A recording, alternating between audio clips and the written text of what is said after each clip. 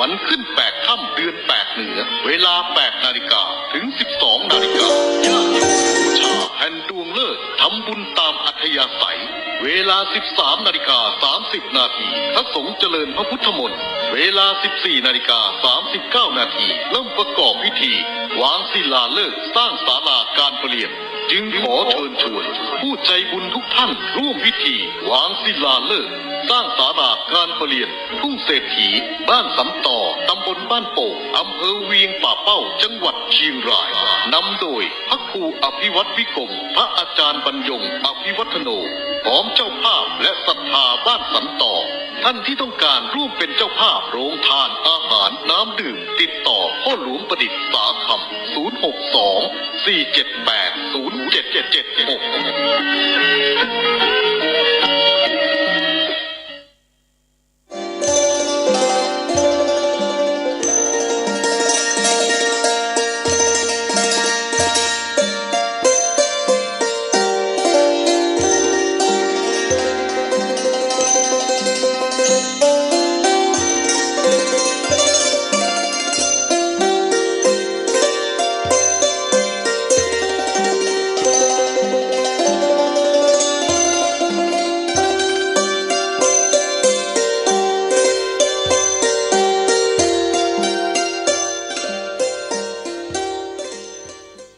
0776ขอความนอบน้อมแด่พระรัตนตรัยอันมีพระพุทธพระธรรมพระสงฆ์เป็นสรณะที่พึ่งกราบแนบไต่ไหวสาถวายความเคารพมายังครูบาอาจารย์พระมหาเถรานุเถระท่านเจ้าคณะพระสังฆาธิการพระภิกษุสามเณรเจ้าจุโตนจุองค์ทุกวัดวาอารามโดยความเคารพเจริญปอนมายังบรรดาปออกแม่ออกศรัทธาตันสาธุชนนักศีลนักบุญทั้งหลายบ่ว่าจะปิ้นปอลงแม่ลงปอลุงแม่ป่าปีป่าหน้าเอาอาศรัทธาตีนจ้องห้องวัดเท่าแก่หนุ่มกำใจยิงทั้งหลายอันปิ้นกีฬานุภาถากสันนิบาลตานเข่าตื่นเจ้าขึ้นมาก็หมุนคืนมาฟังรายการนี้เปิ้นใส่ชื่อว่ารายการสัพเพเหระปกิณณกะขอนลุงไก่แจ้งรายการเสียงธรรมแสงทองซึ่งดำเนินรายการบริหารเวลาโดยต้นตัวแห่งอาตมาภาพเก่ากับผมตุลุงนันชัยวัฒนาคเสโนแห่งวัดพระธาตุดอยน้อยตำบลดอยหล่ออำเภอดอยหล่อจังหวัดเชียงใหม่ก็ได้มาเข้ารายการวันนี้ก็เป็นวันติดวันศีลโตยเนอสทาเป็นวันศีล8 ค่ำเพราะฉะนั้นวันนี้ก็เป็นวันสำคัญต่างอารามทุ่งเศรษฐีบ้านสันตอเปิ้นจะวางศิลาฤกษ์กันเด้อศาลาการประเรียนถือว่าวันนี้ก็เป็นวันดีวันมงคลวันเมงก็สดใสวันใดก็มดปอดปิ้นยอดมหาทนังตีตึงเจ้าสมณะศรัทธาและมหาโมลศรัทธาต่างหลายได้ลำลึกกึดใจกันจะมาเกิดมาสร้างทาวรวัตถุอันเป็นของตีสำคัญต่างพระพุทธศาสนาเฮาเนาะสั่งศาลาการประเรียนเป็นศาลาอเนกประสงค์ได้กุอย่างจะทำบุญทำบุญสุนทานทุกเจ้าทุกหยังก็ได้นะฉะนั้นวันนี้เมื่อมาปบมาปะกันแล้วก่อนตีจะได้เอ่ยไปตั้งสถานีวิทยุแต่ละคืนต่างๆนั้นตัวลุงก็จะนำไหวพระกันเน้อศรัทธาเน้อนำไหวพระสวดมนต์ก่อนเพื่อความเป็นสิริเป็นมังกรเป็นมงคลกับตนกับโตกับครอบครัวลูกหลานตานเต่าบ้านจองหอเฮิรนเฮาอยู่ดีมีสุขนะอายุมั่นควันยืนมีโจกมีใจกันเข้าเฝ้าพระเจ้าด้วยกันเด้อตัวลุงจะได้เป็นเก้าเป็นโหสวดมนต์ไปณบัดนี้เด้อ อะระหังสัมมาสัมพุทโธภะคะวา พุทธังภควันตังอภิวาเทมิสวากขาโตภควตาธัมโมธัมมังนัมมัสสามิสุปฏิปันโนภควโตสาวกสังโฆสังฆังนะมามินะโมตัสสะภะคะวะโตอะระหะโตสัมมาสัมพุทธัสสะนะโมตัสสะภะคะวะโตอะระหะโตสัมมาสัมพุทธัสสะนะโมตัสสะภะคะวะโตอะระหะโตสัมมาสัมพุทธัสสะอิติปิโสภะคะวะอะระหังสัมมาสัมพุทโธวิจาจารณะสัมปันโนสุขโตโลกวิตูอนุตตโลปุริสตัมมัสสาลาทิสัทธาเทวมนุสสานังพุทโธภควติสวากาโตภควตาธัมโมสันติทิโกอากาลิโกเอหิปัสสิโกโอปันนะยิโกปัจจตังเวทิตาโปวินโยเหติสุปฏิปันโนภควโตสาวกสังโฆ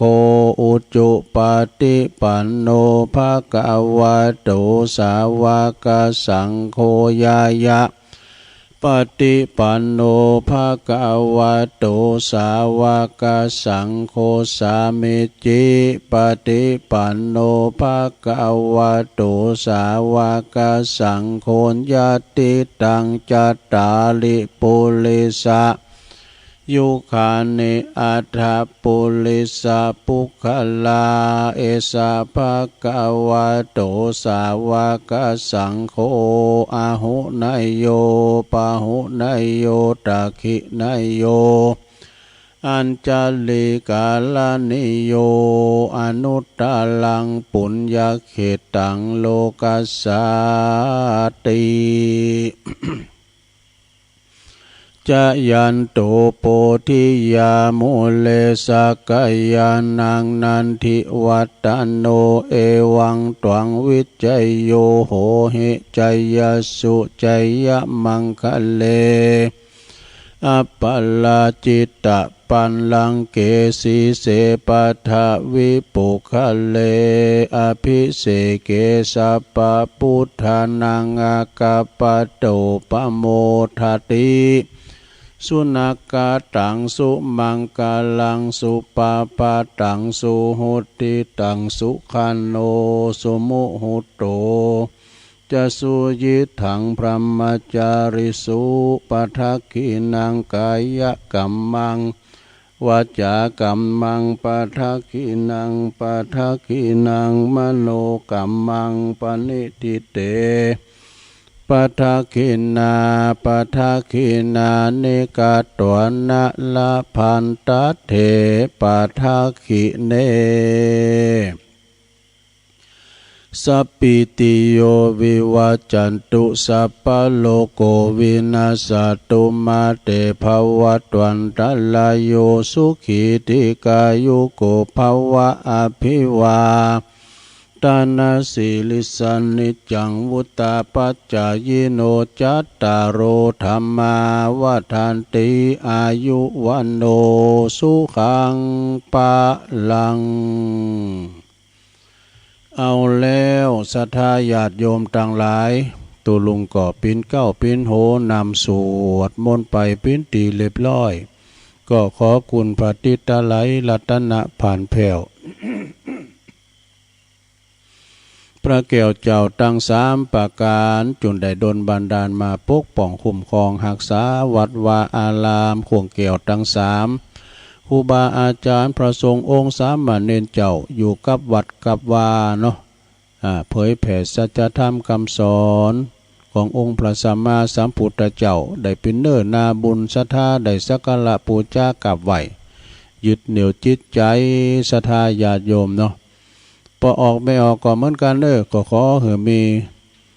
ความสุขกายสบายใจมีสุขภาพพลานามัยสมบูรณ์แข็งแรงขอปิ่นกำลังจิตกำลังใจ ไปตั้งอีปออีแม่ตีลุกเหินเดินไปไหนมาไหนบ้านใดติดตั้งติดเตงก็ขอเอาวิทยุนี่เป็นกูเป็นกีมเอานำทำคำสอนขององค์พระสัมมาสัมพุทธเจ้าก็ฟังไปแก่งอมแก่เงาเอาไป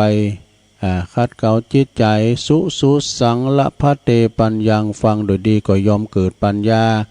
ได้ปุ้งได้วางยังกูสิ่งกูอย่างมันไปตามสัจธรรมมีอันนั้นต้องมีอันนี้นะศรัทธาญาติโยมทั้งหลายตามสัจธรรมก็มีเกิดแก่เจ็บตายอันนี้เป็นสัจธรรมลักแต่นะมุนนั้นนี่ก็เป็นหน่วยย่อยเพิ่นคนเฮาเกิดมาบางคนก็ใจกรรมบางคนก็มาเสวยสุขเนาะบ่แน่นอนเอาละตอนนี้ไปตุลุงก็เปเอามายะก็ถึงเอามาโตยว่ามันได้เอื่นประสักกรรมเนาะสถานีวิทยุที่เปิ้นมีบุญต่อโสตประสาทหูเฮาต่างหลายการบ่มีเปิ้นเฮาก็บ่ได้ยินนะสถาเป๊ะไปหน่อยฮะ ขอบคุณสถานีวิทยุที่เปิ้นอยู่ในเครือข่ายรับสัญญาณรายการภาคตอนเจ้าตั้งแต่ตี3ถึง5โมงนะก็มีดังต่อไปนี้ขอบคุณสถานีวิทยุคลื่นการศึกษาพระพุทธศาสนาและวัฒนธรรมวัดไฟหินตำบลสุเตปอำเภอเมืองเชียงใหม่ FM 104.50 เมกะเฮิรตซ์โดยเมตตาบารมีธรรมอาจารย์พระครูสมุวิสุวัฒน์วรกิจโจนะลิงสัญญาณไปแล้วเป็นที่เรียบร้อยลุงก็เอาโทรศัพท์น้อยนี่นะเอาใส่เพลงไปตุลุงทองจบซุปจับพอดีให้เพลงบักเก่าแห่งความหลังเนาะขอบคุณสถานีวิทยุคณะสงฆ์อำเภอฝางตั้งอยู่ที่วัดพระบาทอุดมนำบ่อสาวาสำนักวิปัสสนา FM 100.25 เมกะเฮิรตซ์โดยเมตตาบารมีธรรมในพระเดชพระคุณหลวงปอท่านพระครูสุจิตานุรักษ์ด็อกเตอร์หลวงปอใหญ่เฮาเนอร์เจ้าคณะอำเภอฝางขอบคุณตุปีเจริญโชติธรรมโมแล้วก็ท่านพระอาจารย์อมรเทพนะอุปสันโตตุปีโจ ก็เป็นช่างเทคนิคลิงสัญญาณไปพี่น้อง3อำเภอฟังกันอย่างตามสบายเด้อขอบคุณสถานีวิทยุแดนดินถิ่นล้านนาตั้งอยู่ที่บ้านหงงัวตำบลนำบ่อหลวงอำเภอสันป่าตอง FM 103.50 เมกะเฮิรตซ์โดยคุณรุจิสมบัติเงาคำนะขอบคุณสถานีวิทยุธรรมะของชุมชนวัดห้วยตองซักอำเภอจอมทอง FM เก่า 18.75 เมกะเฮิรตซ์โ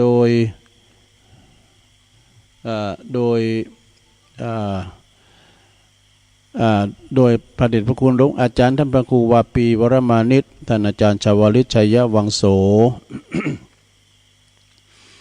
แล้วก็ขอบคุณสถานีวิทยุสถานีวิทยุมนเสียงธรรมนี่ก็จากปูนแม่เจียมอำเภอแม่แจ่มวัดบุผาราม FM 106.25 เมกะเฮิรตซ์โดยเมตตาบารมีธรรมหลวงพ่อพระครูมงคลวิสิทธิ์นะหลวงพ่อใหญ่เฮาเจ้าคณะอำเภอแม่แจ่มขอบคุณท่านปลัดอุทัยตึง2อุทัยโดยสถานีวิทยุเน็กเนลเรดิโอ FM 96.75 เมกะเฮิรตซ์ตั้งอยู่ที่บ้านโจงตำบลทุ่งกวาวห้างหุ้นส่วนจำกัดอนุสรณ์เรดิโออำเภอเมืองปานจังหวัดลำปางแล้วก็ขอบคุณสถานีวิทยุชุมชนคนเหนือเขื่อนตั้งอยู่ที่บ้านดงดำอำเภอฮอด FM 90.75 เมกะเฮิรตซ์ ขอบคุณสถานีวิทยุเพื่อการศึกษาและพัฒนาอาชีพอาร์เรดิโอเน็ตเวิร์กนะ FM 100.103.00 เมกะเฮิรตซ์อำเภอเมืองจังหวัดลำปางโดยคุณอนุพงษ์ตาจินะสถานีที่9สุดท้ายขอบคุณสถานีวิทยุเน็กเนลเรดิโอสถานีวิทยุอาร์เรดิโอเน็ตเวิร์กนะ FM 99.50 เมกะเฮิรตซ์วิทยาลัยเทคโนโลยีเพื่อการจัดการกฟผ.แม่เมาะลำปางแล้วก็ขอบคุณสถานีวิทยุนะมจร.มหาวิทยาลัยมหาจุฬาลงกรณราชวิทยาลัย มหาลัยสงฆ์จากวัดบุญญาวาสมาวัดบุญญาวาสวิหารลำปางศรัทธา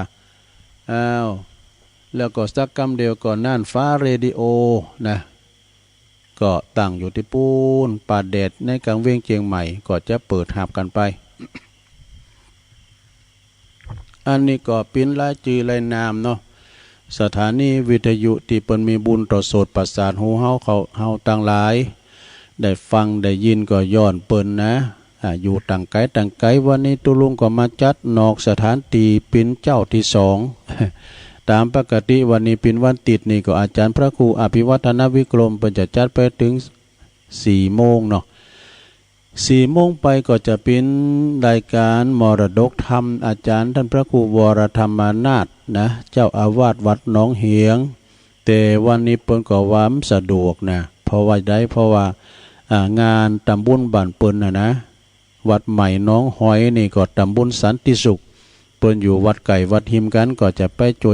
วยงานที่งานข่าวดำนี่นะงานศพของท่านพระอาจารย์สุวรรณหรือวัดตุปีเเปิ้นก็จะประชุมเพลิงศพในวันนี้นะที่วัดใหม่น้องหอยก็จะเป็นงานใหญ่ทำงานเนื้อที่หันนะเนาะเพราะฉะนั้นก็วันนี้ตุลุงก็เลยมาเข้ารายการไปถึง5 โมงญาติโยมทั้งหลายพรำว่าเป็นวันพระวันศีลโดยแล้วก็เป็นวันที่8แล้วก็ขึ้น8 ค่ำแล้วก็เดือน8ด้วย8 3 ตัว จะได้ญาติโยมก็ฟังกันไปเนาะหลังจากจบตุลุงแล้ว5 โมงถึง6 โมงอาจารย์พระครูอภิวัฒนวิกรมก็จะมาเข้ารายการ6 โมงถึง7 โมงก็ท่านพระมหาสมชาติชาตปัญโยไปตามลำดับไปเนาะ7 โมงก็เปิดเครื่องใหญ่แล้วก็ถ่ายทอดเสียงวันคำสดาญาติโยมทั้งหลายเนื่องจากว่าวันนี้เปิ้นจะมีการทำบุญตักบาตรหยาดน้ำไม้ตาลเป็นการทำบุญทักษิณานุปทานตัวเปิ้นจะทำบุญอุทิศแก่บุรพาจารย์ที่เปิ้นมาเกยเกิดวัดสังวานี่ก็ญาติโยมทั้งหลายป้าอุ้ยป้าหลวงแม่หลวงเขาเนี่ยเปิ้นเคยเปิ้นตั้งวัดใหม่ได้ใกล้กี่ปีเปิ้นแปลงวัดใหม่ก็กันลุนบุกเบิกเปิ้นก็ออกปัจจัยมาออกปัจจัยมาแล้วก็เปิ้นเต้นได้เข้ามาหันเปิ้นเป็นวัดเป็นวาสกรรมแล้ววันนี้ก็จะได้ทำบุญอุทิศกัลปนาผลไปหาเขาเจ้าต่างหลายเปิ้นก็จะได้มาปัตตาอนุโมทนาศรัทธาก็ปากันมาแล้วก็ตะคืนแล้วนี่ประทับใจศรัทธาตึงชมรมหน่อยนานตั้งประธานชมรมหน่อยนานเปิ้นมาสวดมนต์กับศรัทธาคุณเฒ่าคุณแก่บ่ว่าจะเป็นละอ่อนเยาวชนแล้วก็อีปออีแม่เขาที่ใส่สูทขาวมาติ้มศาลาให้ญาติโยมทั้งหลายประทับใจแต่มาสวดธรรมจักรปวัตนสูตรกันตั้งปนนั้นปีนั้นนาคนี่ประธานชมรมเพิ่นก็นำสวดมนต์แล้วก็ตั้งปอนหน่อยปอนนั้นหลายปอนนั้นหลายนานเพิ่นก็มากันหลายนะครูบาอาจารย์ก็ได้เมตตามาพี่น้องศรัทธาจากวัดหลายตีนะแล้วก็อาจารย์ท่านพระมหาเสาแก้วเปิ้นก็มาประสงค์องค์เนรก็มากันก็มาสวดมนต์รวมกันศรัทธาเนาะศรีสุพรรณวัดศรีสุพรรณโดยก็ตึงปอขาวแม่ขาวครูบาเพิ่นก็มาตัวอีกคุณก็หนักก็หลายเสียทาอย่างเดียวแมงเมามันหนักนะ ว่าสูดม้วนไปกับบทรู้ถ้าเข้าปากเนี่ยแมงเมาหนักศรัทธาญาติโยมแล้วก็ปิดไฟก็ไม่ได้สัมพองก็เพิ่นไม่ได้เพิ่นก็พอหนังสือพอแบบด้วยนะสวดธรรมจักรนี่ก็ยาวพอเหมือนกันนะสวดธรรมจักรนี่พระพุทธเจ้านี่เพิ่นก็ได้ตรัสรู้ธรรมนะแล้วก็เล็งหันว่าจะไปโผดแผ่สั่งสอนเวนยสัตว์เล็งหาครูบาอาจารย์ถึง2ก็เปิ้นได้ละสังขารไปจุดประสงค์ความมุ่งหมายก็เดินทางมาตีเพียนะป่าอิสิปตนมฤคทายวันมาแสดงธรรมให้กับปัญจวัคคีย์ทั้ง5นะมีอัญญาโกณทัญญะปินตุนเตดไปปดเตดข้างแรกธรรมจักนะทำกันแลของพระพุทธเจ้ามีคุณฟังหาคุณนะอย่างว่านะเนาะ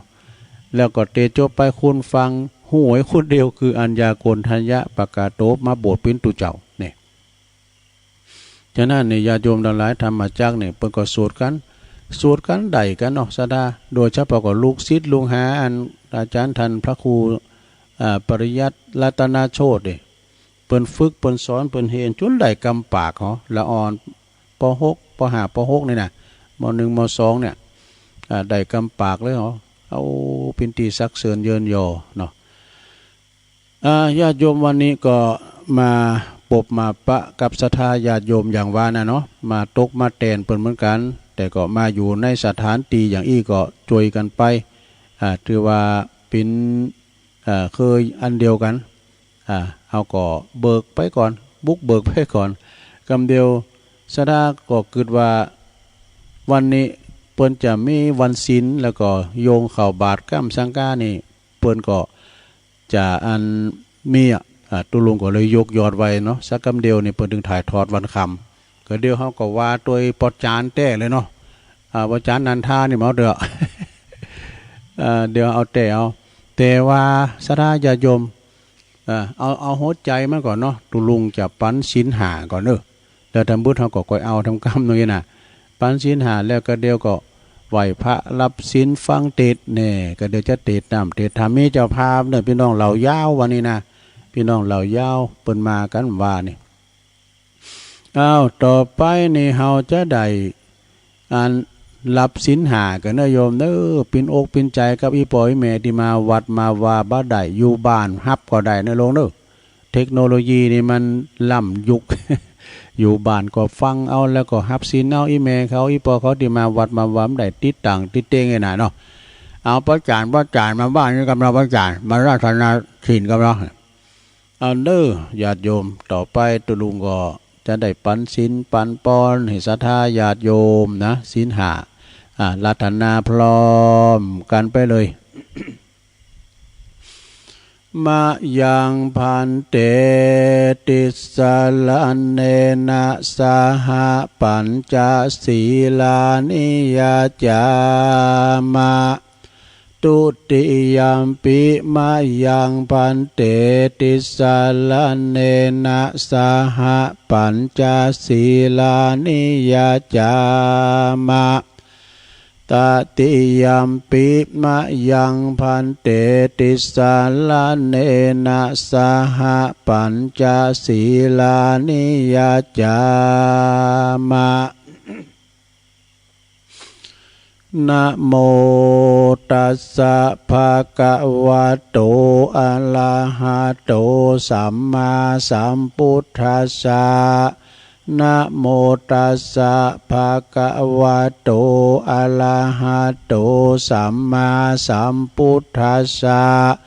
นะโมตัสสะภะคะวะโตอะระหะโตสัมมาสัมพุทธัสสะพุทธังสารนังกัจฉามิธัมมังสารนังกัจฉามิสังฆังสารนังกัจฉามิตุติยมปิพุทธังสารนังกัจฉามิตุติยมปิธัมมังสารนังกัจฉามิตุติยมปิสังฆังสารนังกัจฉามิตติยมปิพุทธังสารนังกัจฉามิตติยมปิธัมมังสารนังกัจฉามิตติยมปิสังฆังสารนังกัจฉามิปานาติปาตาเวละมณีสิกขาปะทังสมาธิยามิอตินนาตานาเวละมณีสิกขาปะทังสมาธิยามิ กาเมสุมิจฉาจาลาเวละมณีสิกขาปะตังสมาธิยามิมุสาวาทาเวละมณีสิกขาปะตังสมาธิยามิสุราเมลยะมัชฌะปมาตฐานาเวละมณีสิกขาปะตังสมาธิยามิอิมานิปัญจสิกขาปทานิสีเลนะสุขติงยันติสีเลนะโปกสัมปตาสีเลนะนิพุติงยันติตัสมาสีลังวิโสทะเยสาธุสาธุสาธุเอาแล้วตุลุงก็ปันสินไปปิ้นตีเรียบร้อยเก็บไว้ดีๆลงเนอะไปเสียมันหายก็มันหายก็เสาหนาตุลุงก็มาปันแหลมหายขอสองขอมปิ้งลงเนาะเดี๋ยวก็จุละอ่อนลูกหลานเนี่ยแม่เขาลองสตังค์เลยล้อเนี่ยมีสักบาทเลยเฮ้ยจริงๆก่อนเนียบอยู่อะเนาะก่อมปิ้งยังเนอะศรัทธาหลังจากตีปันสินไปแล้วก็จะเตทำอันนี้นะศรัทธาญาติโยมทั้งหลายตัวลุงก็น้อมน้ำเอา วันนี้วันพระวันศีลก็เดียวก่อนจะเตนี่ก็อันศรัทธาบนจะมากันไกลหลายกันหลดนะมาถึงละปูนเจงใหม่นะลำปางแต่มากันที่นี่นะบ้องก็รถตู่บ้องก็รถปิกอัพเนี่ยกันจากนั้นก็ตุลุงก็เลยจะสวดพญานกยุงทองก่อนเนอะเดินทางแคล้วคลาดปลอดภัยทั้งขาไปและขากลับนะทุกตารางกิโลเมตรของการเดินทางแคล้วคลาดปลอดภัยจะสวดนะโมหปาริตกันนะลงเนอะโมหปาริตก่อนคือกฐานพญานกยุงทองนะอุตเตอเปเนอตัวลุงจ้านสวดคาถากันเด้ออุตเตตยัญจคุมาเอกาลจาหาลิสวันโนปัตวิปปะโสตังนามาสามิหาลิสวันนังปัตวิปปะสังตยาสกุตตวิหาเลมุติวสังเยพระมานาเวตกุสัปปะตัมเมเตเมนะโมเตจามังปะละยันตุนามาตุพุทธานังนามาตุโพธิญาณโมวิมุตตานังนะโมวิมุตติยาอิมังโสปาลิตังกัตตวโมโลจาลาติเอสานาอเปตยัญจคุมาเอกาลชาหาริสวันโนปรตวิปปะโสตังนามาสามิหาลิสวันนังปัตวิปปะสังตยาสกุตตวิหาเลมูลติงเยพระมานาเวตกุสัปปะตัมเมเตเมนะโมเตจัมมังปะลายันตุนามาตุพุทธานังนามาตุโพธิญาณโมวิมุตตานังนาโมวิมุตติยาอิมังโสปาลิตังกัตตวโมโลวาสัมมาคปะยิติโมลปาลิตังเอาแล้วสาธุญาติโยมทั้งหลายอันนี้เป็นคาถานกพญานกยุงทองเดินทางไปสหาว่าหากินไปในเถินในถ้ำในแพะในป่าแค้วคาดปลอดภัยบ่ติดบ่งแห้วของในพรานเพราะว่าเปิ้นสวดบทเนี่ยนะสวดอุตเตอเปเนี่ยเนอะเดินทางมาแค้วคาดปลอดภัยในลงเนอะเดินมามากับรถกับลาโยดยานพาหนะก็ขอเดินทางแค้วคาดปลอดภัยทั้งขาไปและขากลับเนาะเอาละบ่หือเป็นการเสียเวลาหนักไปกว่านี้ตัวลุงจะได้น้อมนำเอาพระธรรมเทศนาเนาะมรดกธรรมในธรรมเลิงโลกกธรรมทั้ง8นี่มันเป็นจะได้เกยตีดแล้วเนาะสดาเนาะโลกธรรมคือโลกมาอยู่กับธรรมมาเนี่ยนะมันมีเหมือนกันหมดตีจะต้องประสบพบเจอเหมือนกันหมดเพราะว่ายิงใจเฒ่าแก่หนุ่มกำใจยิงทั้งหลายมันจะมีลาภเสริมลาภมียศเสริมยศมีสรรเสริญมีนินทามันกูกันโนมีสุขมีตุกเนี่ยดีสีบ่ดีสีเนี่ย เวลาว่าอันใดมันมากระทบกระทั่งมันมาปะในหัวใจเขาก็อดเอานะ เวลาเฮาได้ดีก็จะใบดีใจเกินไปนี่เวลาเฮาว่าได้ดีก็ปุ้งมันก็เป็นอย่างนี้นะประสบพบเจอในโลกธรรมทั้ง8ประการอยู่ในธรรมเนี่ยก็เดี๋ยวก็ฟังไปญาติโยมทั้งหลายฟังไปก็รับไปนะลงเด้อ ตุลงก่อนรับความอนุเคราะห์จากท่านพระอาจารย์สมเพชรปัญญาโนนะวัดป่าไผ่บ่อท้องเปิ้นมอบไม้ถวายมาเป็นการเผยแผ่สัจธรรมมรดกธรรมเน้อเอาเจ้าว่าธรรมก่อนเอาอันขอปอจานมาลาธนาธรรมกันนิพพานังเยนะกะลังละมังเยนะกะสายังปันดิโตตังโนมากังอุติสิตุงธรรมะมุตตะมังปัจจังอาลาธนังกะโลมานะโมตัสสะภะคะวะโตอะระหะโตสัมมาสัมพุทธัสสะพุทธัสสะโลกธัมเมหิจิตังยาสันนะกัมปติอโศกังวิลาจังจิตังเอตัมมังคัลลมุตตมันติสาทะโวดุลาสัพปุลิสะตั้งหลายตั้งผู้ยิ่งใจไม่ใครพรากพ้นเสียจากวัฏสงสารได้ถึงนิพพานเวียงแก้วเป็นที่แล้วเมืองไปลุดเมื่อไปลุนจึงกระทำบุญเมียดไว้ตามหาใดหรือมีอันว่ากองดีแบบเบาแห่งนักปราชญ์เจ้าอาจารย์คือตาลข้าวน้ำวัตถุพร่ำปัจจัยพื้นครัวใบผ้าแผ่นผ้าแก่คนกำผ้าอนาถาและคนจันละแก่เท่าและนักปราชญ์นักบวชเจ้าเจียงจีแปลงใจดีจมชื่นแล้วก็ยกยื่นตานไปนักปราชญ์ไขเป็นแก่นว่าอันนี้แหละแม่นตามป่าแม่นตานปานาปาลาเมียดวงสินดวงดีสะอาดบ่ฮือขาดเสียตัวบ่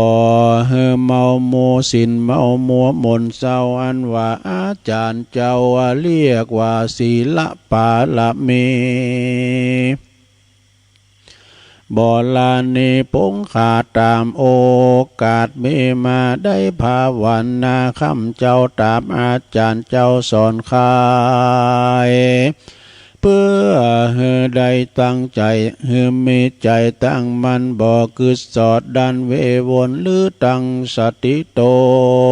นติดต่อตั้งหูลอดดาฟังธรรมนาตั้งใจจำแต่ตนติดสืบสนถึงไปนักปราชญ์หมายบอกเล่าว่าเป็นหลักกาละเก้ามงคลจักบันดลส่งอยู่เฮได้อยู่สอดสาดีการว่าปาละเมน้อยใหญ่บัวละมวลควายจุอันจึงจักภายพันไปลอดเวียงแก้วยอดเนลาปาละบาดานี้อาจารย์พ่อแม่ตั้งเท่าแก่เอาอาปากันมามวลหมู่พร้อมนาอยู่ฟังธรรมจงดาจำแต่ตนที่สืบสนถึงปลายบัดนี้แด่เตอศรัทธาอันว่าสัพพัญญูพระพุทธเจ้าตนเป็นปิ่นเก่าติโลกาได้เทศนาเก่าจี้ยังโลกาธรรมนี้8ประการ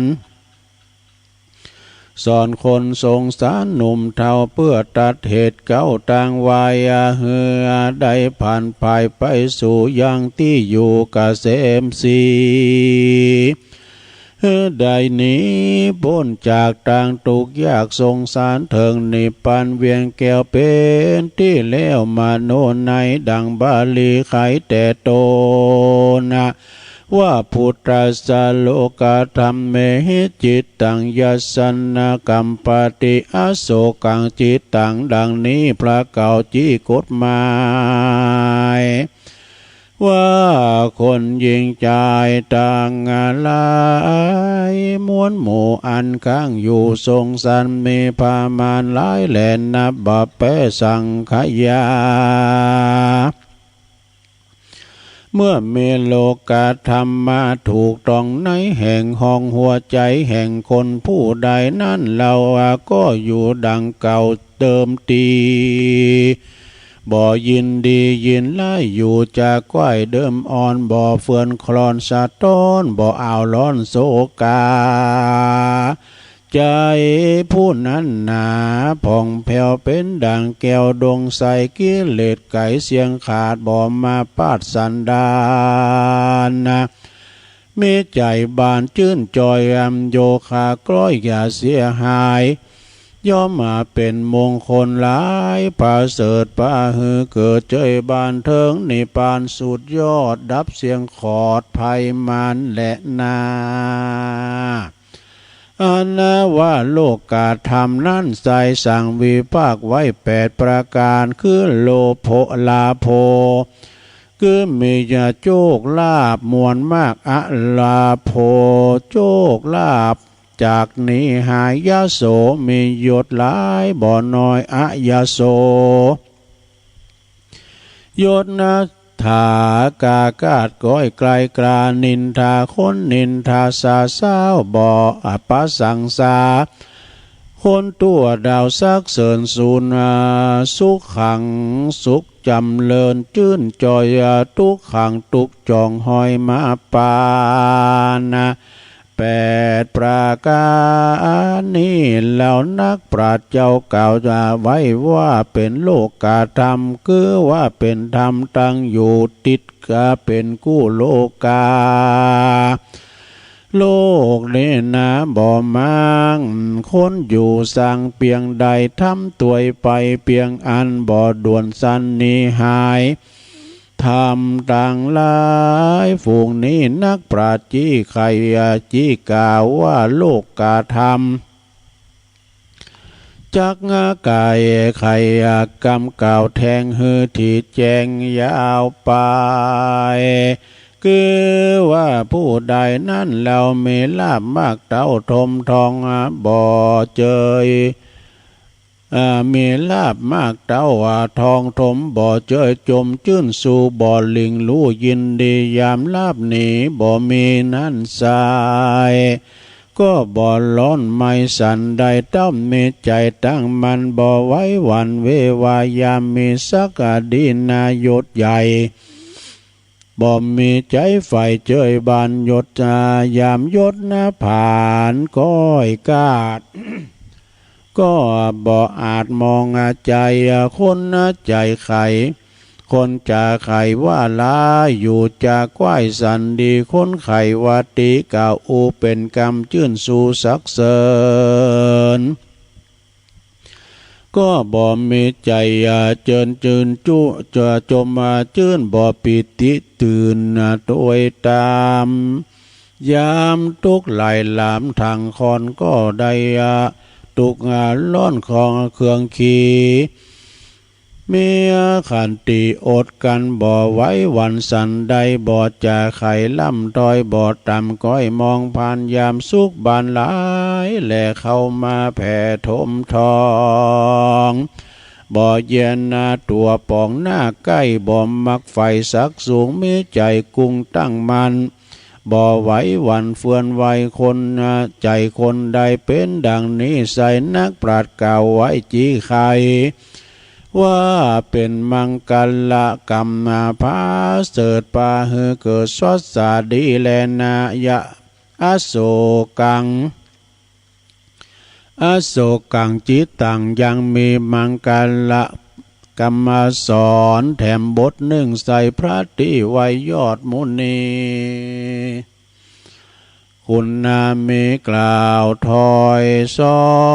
นคนใหญ่น้อยยิ่งใจว่าหืมมีใจภายตังมานะอดเยื่อนกันโศกายามนาสายามวงศาพี่น้องมิตรแก้วป้องสหาย หรือว่าพ่อแม่ตายกลาพรากลูกตายจากหายหนผัวเมียตนพรากนาบ่โศกลาเววาโอโศกาไว้ได้บ่เอาไม่เคยอาคีมองเต้าว่ากันหนึ่งปองกึดสอดกันหนึ่งลอดตามธรรมว่าสัตว์นานนำโลกตายสร้างกรรมมาไว้สันใดกรรมจักไปคืนครอบสายหยองตอบตัวยไปจะเข็นใจกันอยากลือทุกยากปักคำเกิดจากกรรมแต่ใจใดสร้างไว้ไผ่มันยามบุญตันจองหอยย่อมจื่นจ้อยเจยบานายามบาปหันมาไข่ย่อมเอาไม่ทันนัดใจ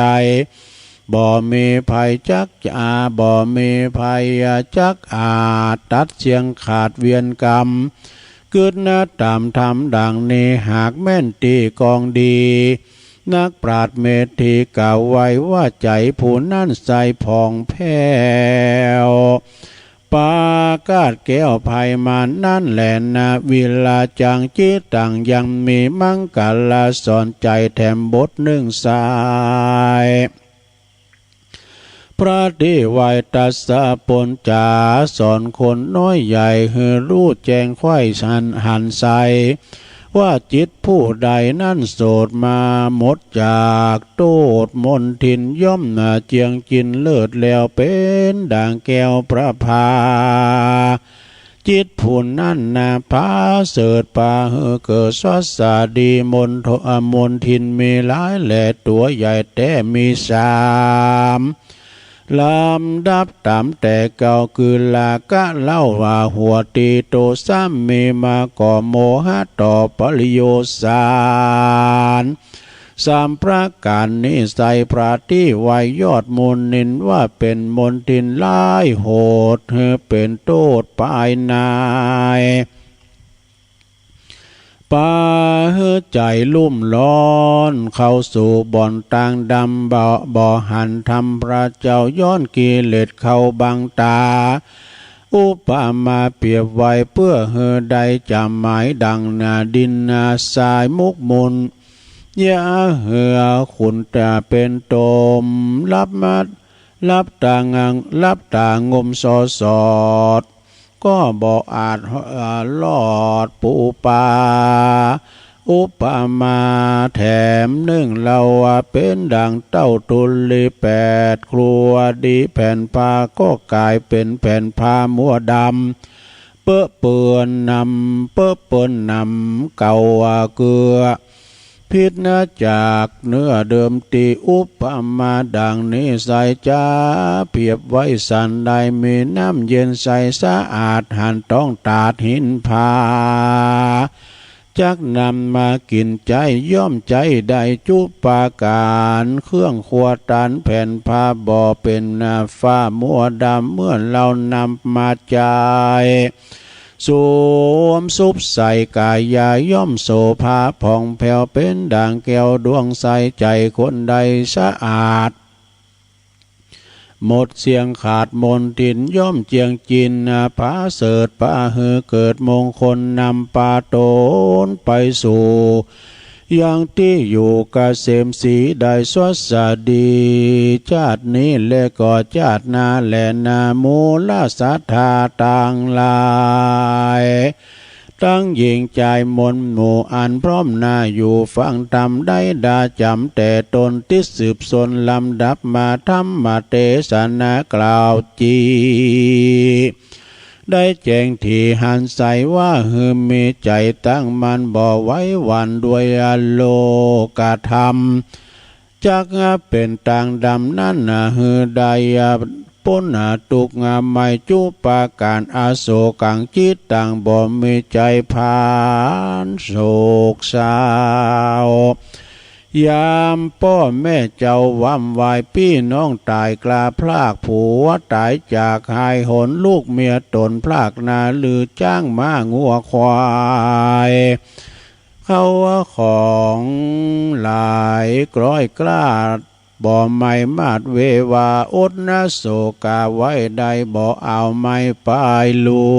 นเวลาจังจิตตังมีใจใสผ่องแผ้วเสียงขาดแล้วยังลากะตันหาตัวฮึกหนาหยาบจาโตสกากาลิโมหะมีบ่เศร้าซ้ำปะการนี้เล่าตัวหานกิเลสมานหาวหาดละเสียงขาดนี้กลายสิ้นดวงใสหาแปดใดโกดแขวดรักษาภาวนาจะใจชื่อว่าไตต่างดีสมาธิเมล้ำเลิศปัญญาเกิดด้วยมาอาณาจักรป่าช่วยกรรมหือใดลวงล้ำภัยมานะได้สำลานจื่นจ้อยดังไฟหอยใจหมายกันว่าวำวายกลาพลากตายเสียจากเมืองโคนนะบุญจักบันดลไปเกิดจานฟ้าเลิศเมืองสวรรค์กันพลาบุญตันมีมากสมปานหากล่วงลายจักผ่านผายไปลอดอมตะยอดเนลาปานดับภัยมานเชียงขาดบ่ไม่มาดเครื่องกาขอสัทธามวลหมู่อันพร้อมอยู่ฝั่งดำปุ้นต่างดำเอาไม้เจ็บป่วยใครก็อย่ามีมาพาฐานามักไฟลือใครใดอันใดก็บ่หนีไกลจากธรรมขอสมกรรมกู้เจื้อดังไฟเอื้อใจมาจุยิงใจหนุ่มเทาแดดเตอนิทิตังกิยาสังวานาวิเศษจาห้องเหตุโลกกระทำก็บางกรมโสมเรสเด็จแล้วเท่านี้ก่อนแลสาธุสาธุสาธุถ้าเดินตุลุงก่อนโนกับหอถ้ำลงปากฝีปากตุลุงกับไปติดใส่อันไม่อ่ะถ้าเตยมาเกิดดังแห้งไปหน่อยเนอะสุมาเนี่ยลงเนอะเตยก็เอามันโนกับตาพอโตถ้ำบนอะไรก็ปากมันพอไหมอ่ะเพอปากไม่พอได้เลยตามันพอปากมันจำใช่ไหมเป็นกรรมสุมาเนอะอ้าวจบไปเนอะศรัทธาญาติโยมทั้งหลายเป็นมรดกธรรมคือมันเป็นธรรมโลกธรรมนะอย่างที่ในธรรมเพิ่นบอกอ่ะมันเป็นอยู่สี่กูเป็นแปดเนี่ยมันอยู่ตามธรรมศรัทธาญาติโยมโลกเกิดขึ้นมามันก็ถึงมีโลกธรรมเลยนะมันมีไผที่ว่าถูกนินทาวาหายมีไผที่จะมาซักเสริญเยินยอเฮาตลอดมีไผจะสุขตลอดสุขมีมาทุกข์ก็หายนะแล้วว่าทุกข์มาสุขก็หายเอกอะเนาะไผมันโดนเราหนาจ้าควันแล้วก็ไผที่มียศถาบรรดาศักดิ์สักวันหนึ่งมันก็หายไปไผที่มีภาระหน้าที่มีอำนาจวาสนาอยู่ในที่ว่าเปิ้นเกษียณได้นะเนาะก่อนนะโอ้ยอย่าเมื่อเฮาเรื่องอำนาจปิ้นประธานปิ้นใหญ่ปิ้นโตโหขึ้นได้ในป้อมแห่งบุดหมู่นึงมาขอเฮาเซ็นอย่างนี้น่ะเวลาว่าเฮาหมดอำนาจหรือว่าหมดวาสนาปดกะเซ็นไปแล้วปุดโถหายแซบหายสอยแม่มันเป็นโลกธรรมนะศรัทธาญาติโยมยังไปอยู่ด้วยเฮาตลอดนะมียศเสริมยศมีลาภมันก็เสริมลาภเนี่ยนะแล้วก็มีสรรเสริญก็มีนินทาไผจะมาซักเสริญเฮาตลอดสักวันหนึ่งเปิ้นถึงเราควันเฮาเนี่ยมันมาอย่างเอี้ยมีหยังมีไผได้ถูกนินทานัตติโลเกอนินทิโตคนไม่ถูกนินทาไม่มีในโลกเปิ้นว่านะแม้แต่พระพุทธเจ้ายังถูกนินทานี่สัมมหายังกับหมู่เฮาเจ้าขาดตันลายปุถุชนเนาะมันเป็นธรรมดาจะมาเด้อเนาะเวลาเปิ้นเราควันเฮาก้ามแสงก็ดีใจตัวที่เปิ้นยังนึกถึงเฮาอย่าเฮายังมีในใจเปิ้นกึดอีเด้อนะมันถึงหาย แต่เนี่ยแล้วก็เปิ้นว่ามีเฮาสุขแล้วก็ต้องมีทุกข์เนี่ยมันมากูกันญาติโยมทั้งหลายนะฉะนั้นก็จะไปตั้งมั่นอยู่ในอันนั้นลำไปนะมันเป็นธรรมดาเนาะก็ขออันมีกันเนื้อสถานเนี่ยตัวลุงก็เตะทำไปแล้วก็จะประกาศและจือที่เปิ้นเป็นเจ้าภาพทำเนาะก็มี แม่นางดวงสุวรรณนี่เปิ้นบั่นปัดจันบนเด้อเป็นโยมแม่ของอาจารย์พระครูวันนั้นก็ไปฉันเพลที่หันกะแม่เปิ้นก็อีแม่ฟังถึงว่าน่ะตกลุงเนี่ยก็เลยว่าปิ้นเจ้าภาพมานี่ซองหนึ่งก็ขอบคุณเด้อแม่นางเด้อแม่นางดวงสุวรรณแล้วก็ทำซาท่าหนึ่งแล้วก็ไม้เมอันนี้เปิ้นมาปิ้นขณะเปิ้นเด้อพี่น้องปูนตังบานเหล่ายาวไต่มีแม่บัวลองแม่บัวลองก็บัวลอยบัวลองก็เนาะแม่บัวลองแม่ฟองแม่นงลักพิษทองจาแม่เลวแม่บัวเลววงเติงนะเปิ้นก็มาตัวท่านพระครูวรธรรมนาถว่านี่นะเปิ้นก็ว่าโอ้ตัวแม่เขาก็ฟังเตือนว่าแหลมโทมได้นะฟังนี่ฟังแหลมโทมได้ก็ปิ้นเจ้าภาพมา1-2ขอบคุณเด้อแม่บัวลองแม่บัวลองกะแม่บัวลองเนี่ยก็นะสินทั่วเปี้ยสินทุ้ยกะเปิ้นอยู่นี่แม่บัวลองนี่เปิ้นอยู่บ้านห้วยห่านี่ก็บ้านของครูโกเนาะอาจารย์โกแล้วก็ไอ้ละออสคาราไมายมีหันเตอร์นั้นตุลุงก็ได้ไปช่วยงานเหมือนกันนะเปิ้นปั่นพระเจ้าตันใจที่วัดห้วยห่านะก็โอ้เปิ้นศรัทธากว้างใหญ่กว้างวันนี้ก็ท่านพระครูวรธรรมนาถจะไปติดน้ำติดธรรมที่ห้วยห่าแล้วก็แม่ฟองตัวแม่นงหลักพิษทองจาแม่บัวเร็ววงเติงนะพี่น้องเราอย่าอันนี้แม่เร็วแหมสายเนอะทำบุญแม่บัวเร็ววงเติงบ้านเหล่ายาวไต่บ้านหัวหลาย อำเภอบ้านโฮ่งลำพูนตานไหวไปหนา1 ซองนะแล้วอันนี้เปิ้นฝากห้อมมาก็มีป่อหลวงทวีแม่หลวงสุมาลังกาพินบ้านป่าห่าตำบลเมืองจีรวมตำบลวังศิลาเลิกเนอะก็ขอขอบคุณมาณโอกาสที่นี้ด้วยเนาะเอาต่อไปเอาปอนนี่ก่อนเนาะเอาศีลแล้วก็เอาปอนฟังเทศฟังธรรมแล้วเอาปอนรวมกันถึงหลงถึงลายเนอะเอาปอนรวมกัน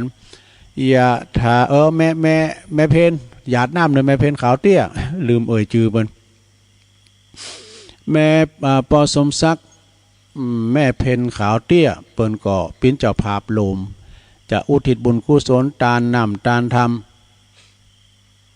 ไปหาจิตตะดวงวิญญาณอันบริสุทธิ์ของปอน้อยป้ออุ้ยน้อยปันแม่อุ้ยเงินจีนาอีแล้วก็นายอเนกชัยกาวินก็จะต้านนำตานทำไปหาปอสอนชัยกาวินเนอะหยาดน้ำเลยหลงเนอะหยาดน้ำยะทาวาลิวาหาปูลาปาลิปูเรนติสากะลังเอวเมวะอิโตทินังเปตานังอุปกปติอิสิตังปฏิตังตุมหังคิปะเมวะสมิสตุสัพเพปุเรนตุสังกปาจันโทปนารโสยะถามณีโจติรโสยะถาภวะสัพพิติโยวิวัจจันตุสัพพะโลโกวินาศตุมาเตภวัตวันตรายโยสุขีติคายุโกภวะอภิวาตานาสีลิสานิจังวุตตาปจายโนจัตตารโอธรรมาวัฏันติอายุวันโนสุขังปะลังสาธุเอาแล้วได้ปอนกันตึงโลงตึงหลายนะโยมเด้อ สัพพะทานังธรรมะทานังชินาติการทำบุญหืดทำปินตานชนะการทำกุสิ่งกุยังนะจะนั่นญาโยมวันนี้ก็ตอนเจ้าเปิ้นจะมีการทำบุญตักบาตรกันนะตีเจ้าตุลุงเหมยครับทีนี้อยู่ที่ไหนตุ้มทีนี้จัดนอกสถานตีนะ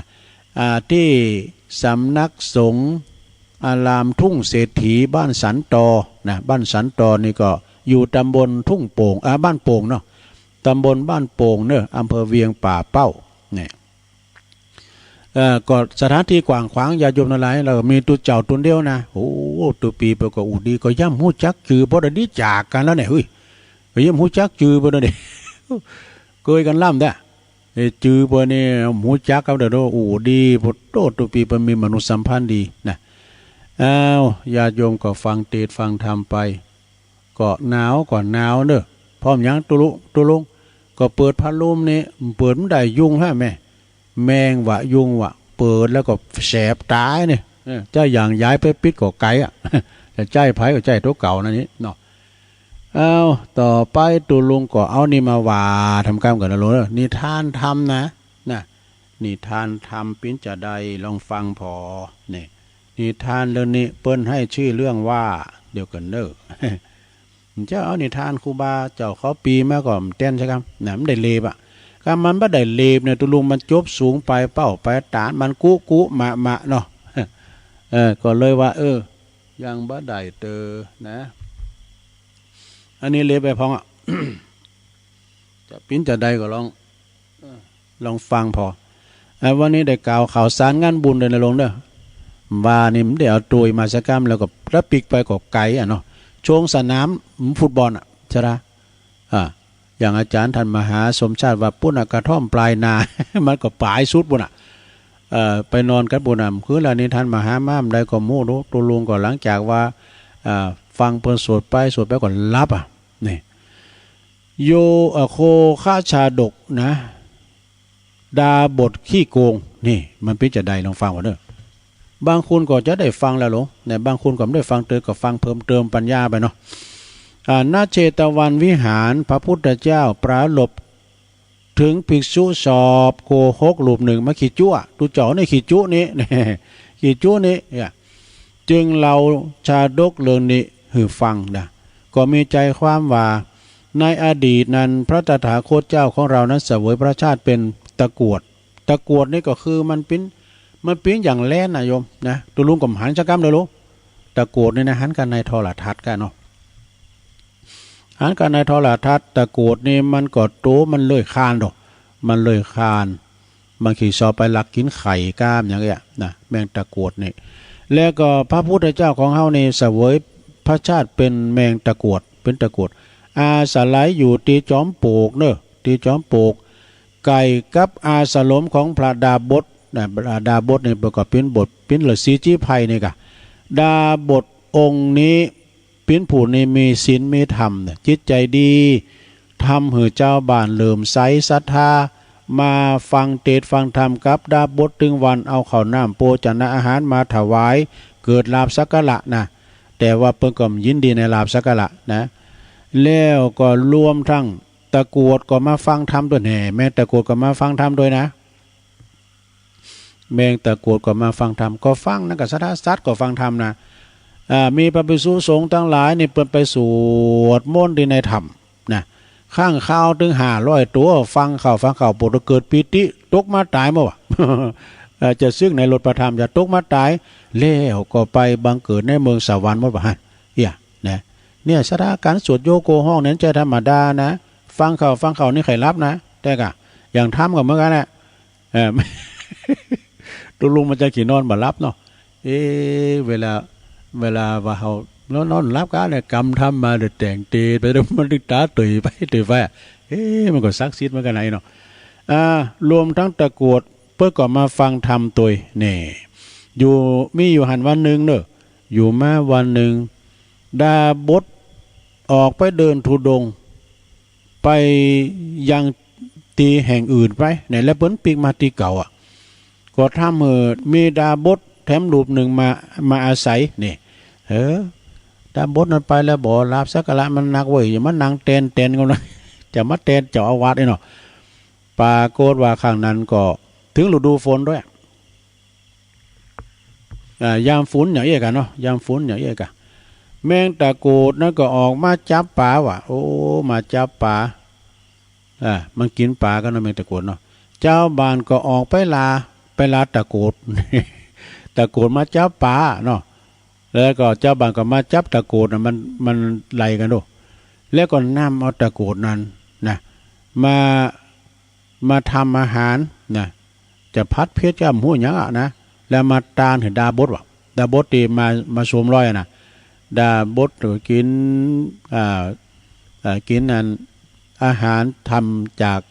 ตะกรวดนี่ก็ปุตโตอร่อยดีกันลำเนี่ยเนาะทำให้ดาบดนั้นติดใจในรสชาติว่ะต้องการที่จะสังหารตะกรวดที่อยู่ในจุ้มปลูกห่านมันติดใจในรสชาติก็เลยจะสังหารตะกรวดที่อยู่ในจุ้มปลูกนะมันมีหลายด้วยเปิดจะหือเจ้าบ้านจับไปแล้วก็ทำอาหารนี่นะทำอาหารตัวเก่ากินทำไมกัน เมื่อว่าดาบดเลกตะโกดนั้นขึ้นมามาก็ตะโกดนั้นก็ได้กินตะโกดเหมือนกันนะก็คือว่าเขาแหมเนาะมันสาบดูมันสาบอย่างโง่ควายนะสุมาเดชราญาโยมเด้อควายนี่เดี๋ยวบ่จะเขาลักประหารนี่นะควายโศกเป้งใดก็ตามเดี๋ยวมันลักประหารมันเข่าอ่อนบ่นะสระมันสาบกินเจ้าหมูมันที่มันตายนั่นน่ะเนี่ยไปลักประหารเนี่ยอย่างเฮาทั้งหลายเฮาไปหารกล่อมเหรอกล่อมหมู่จักหลงกล่อมไม่เห็นโลงศพไม่หลังน้ำตาเนาะการเฮาอาหารโลงศพน่ะโอ้ใจอ่อนงาวเนาะใจอ่อนที่ว่าจะได้ไปนอนมันถึงได้นอนเหมือนกันว่ากว่างศอกยาววานนะคือหลวงจะไปใจอ่อนนะถึงไหนตะโกดต้นนี้มันก็ได้กินตะโกดเจ้าหมูมันที่มันตายนี่จากดาบทมันจึงเกิดว่าโอ้ดาบทรูปนี่มันจะรูปก่อนนั่นนี่นะก็เลยดาบทรูปนี่ก็เลยห้องเลขตนเปิดจะมาสังหารมันห้องเฮามาจะเอามาฆ่าด้วยเนาะแม่นตะโกดมันไว้ตัวแต้นดจึงตั้งท่าระวังเนี่ยมีความระวังดอกเมื่อก็เฮาระวังโควิดได้ก็ไปลืมแมทเนอะนะประจวบกับจังหวะนั้นดาบทก็ยังหมาห้องมือยังหมาเนี่ยมันก็หมามันต่างท่าต่างมันหู้แล้วตะโกดนั้นมาหู้มันก็เลยเอาดาบทนั้นมันก็เลยเอาค้อนขวางควางใส่อันตะโกดนั่นนะเฉียดชิวไอ้ว่ามันถูกกล้ามเลยก็ชาร์จเฉียดชิวไปมันถูกกล้ามนะตะโกดต้นนั้นจึงร้องออกปากมาว่าดาบทขี่โกงเนี่ยเอาถึงเจอแล้วจะไปบอกเจ้าบ้านถ้าดาบทขี่โกงไอ้กะจะไปฟ้องเจ้าบ้านทำให้ดาบทนั้นขี่โกงนั้นก็เลยโกยพี่น้องเจ้าบ้านก็เลยหนีไปว่าหันจบซะได้ในกาลต่อมาดาบทขี่โกงนั้นก็คือพระภิกษุที่มันขี่โกหกขี่จุนั่นเนาะเนี่ยส่วนตะกรวดคือเราตถาคตนั่นเองเนี่ยเรื่องนี้เพิ่นมีขอคิดว่าเครื่องปกปิดภายนอกบ่สามารถปกปิดนิสัยที่แท้จริงของท่านใดนี่จบลงไปซะญาติโยมทั้งหลายเรื่องแมงตะโกดเนอะแมงตะโกดก็คือถ้าว่าไปก็ตะกรวดในแมงเหี้ยน้ำใจกะเนาะตัวเงินตัวทองน้ำใจขีดไว้ก่อนเดี๋ยวตุลุงนั่นเราซ้ำแล้วมั้งขีดไว้ก่อนขีดไว้แล้วศรัทธาญาติโยมทั้งหลายตอนนี้ไปตุลุงก็เอานี่มาว่าแถมเวลาตุลุงเปิดเลอะอยู่นะกำลัง4 โมงปลายมาหน่อยเดียว4 โมงปลายมา6 นาทีอันนี้เราจะอุเรื่องการต้านสาต้านสายต้านเตนเนอะเวลาว่าเราจะไปเข้ากรรมครูบาอาจารย์ไปเข้ากรรมก็ดีก่อนนี่สมัยครูบาหลวงวัดพระพุทธบาทตากผ้าครูบาเจ้าพรหมมาพระมจักโกก่อนนี้อาจารย์เขินคำท่านพระมหาเขินคำในเปิ้นปิ้นเจ้าคณะอำเภอป่าซางเปิ้นก็จะเอาครูบาอาจารย์มาเข้าปริวาสนะเข้าปริวาสกรรม10 วัน 10 คืนนี่นะแล้วก็ต้มก่อนนี่วันเปิ้นจะออกกรรมนี่คุณหนักด้วยศรัทธาเด้อเปิ้นก็จะมีการต้านสายต้านเตนนะมีพักไม้ใส่ไม่เกอเฮอดังมีตึงมดมีแผวไม้โลมีแผวไม้กวาดมีแผวฝรั่งมีแผวสิวมีแผวมุ้ยมดนะของน้อยเตาแหนบของแลบเตาคิมเปิ้นเรียกว่าขลุหนักเปิ้นว่าของนักของเบาขลุพันแล้วหูพันนะต้านมดนะต้านเข้าตอกติ้มเกวียนต้านเต็มเลยหมื่นนะเพื่อว่าจะได้ว่ายกโตดยกภัยที่เฮาได้ไปเข้าวัดเข้าว่าได้ลงล่ำกำเกินไปกินลูกสุ่มของหวานที่ว่าพระเจ้าพระสมอนุญาตพุ่งปานโอ้ยลำไยนี่มางามแล้วเด็ดกินเนี่ยนะโคเป็นบาปเป็นกรรมนี่แล้วอันนี้ไปทำอย่างเนอะซะท่าเนอะผู้ใดได้สั่งบาปสั่งกรรมไว้โดยการไปเบียดเบียนชีวิตสัตว์ที่มีชีวิตอื่นบ่ว่าจะเป็นพืชเนี่ยพืชนี่ก็คือว่าอย่างพระแคบก้ามสังฆะกะนะมันก็ขนาดดอกไม้นี่เขาจะเด็ดมาวัดเขายังไปขอหลวงเนาะจะเด็ดดอกไม้ไปขอว่าคือหักกิ่งโกลุงมากิ่งกาลาจากตุน หล่นจากใบขาคอเจิ้นไปหนีปานเช็ดเจ้า เนาะเพราะว่าจะเป็นพืชจะเป็นสัตว์ก็ตามเนอะกันจะว่าผู้ใดที่สั่งบาปสั่งกรรมไว้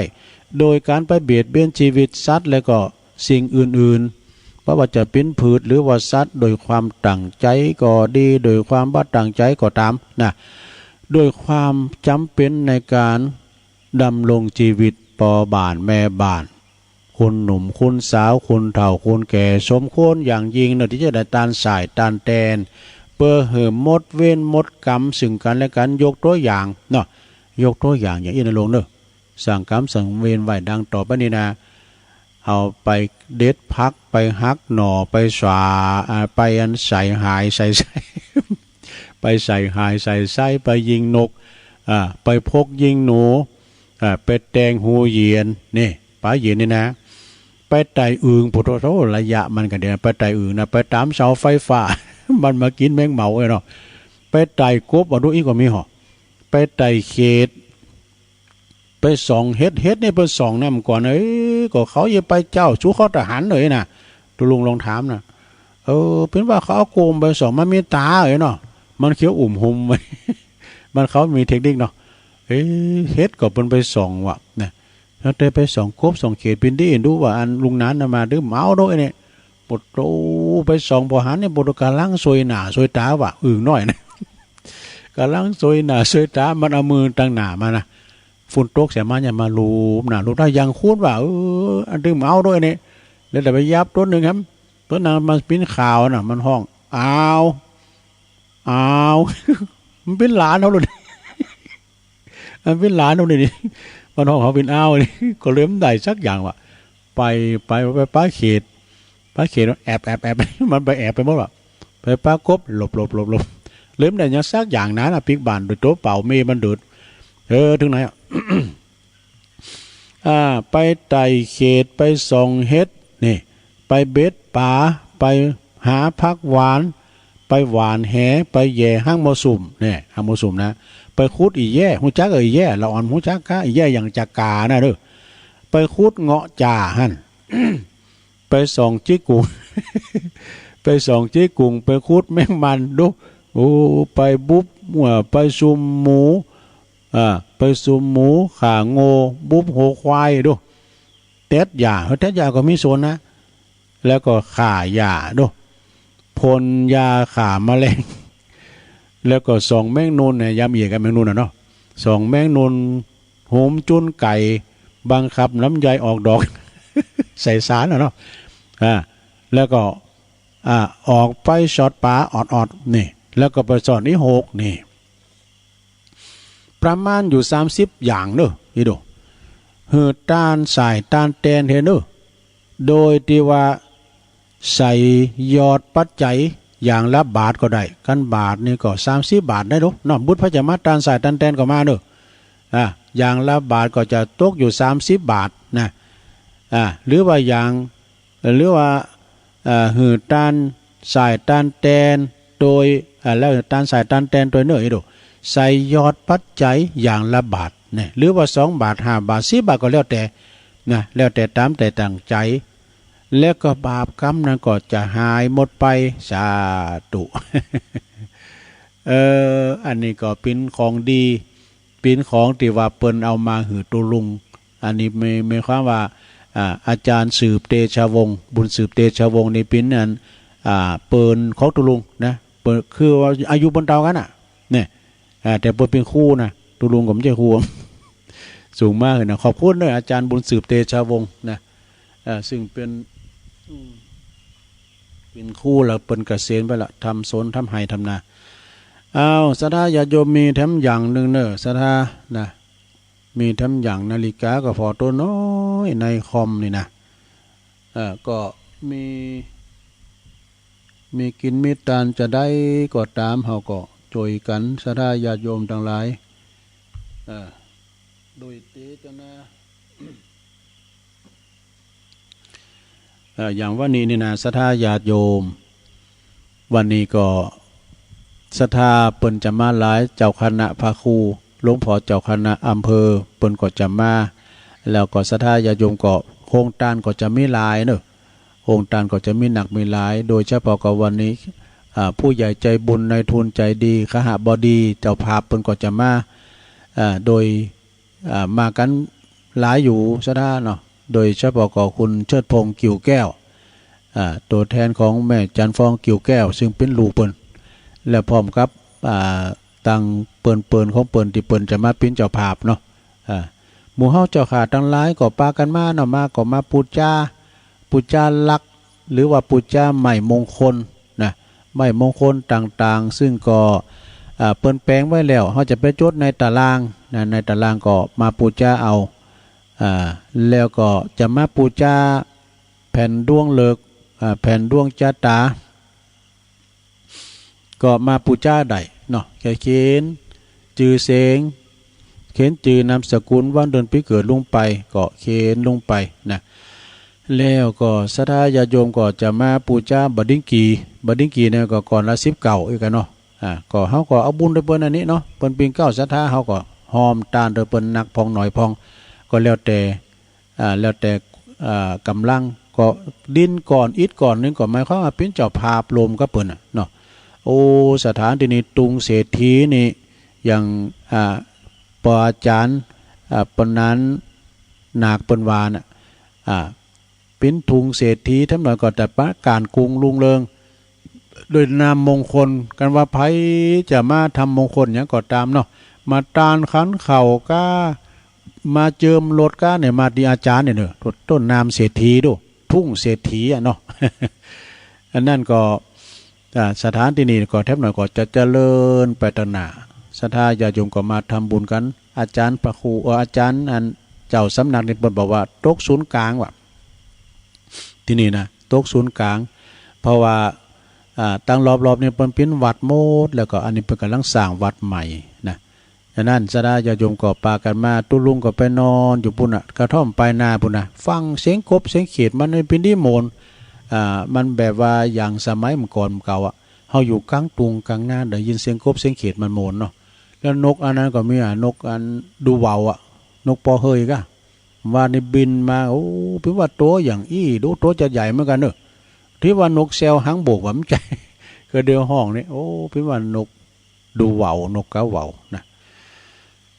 แล้วก็ศรัทธาวันนี้ก็จะมีโฮงตานเนี่ยโดยเนอะโดยว่าโฮงตานก็จะมาหนักมาหลายก็ปากันศรัทธาญาติโยมก็มากินมาตานนี่เพราะว่ามากินมาตานเนาะก็มาเล็งหันพี่น้องศรัทธาที่เปิ้นม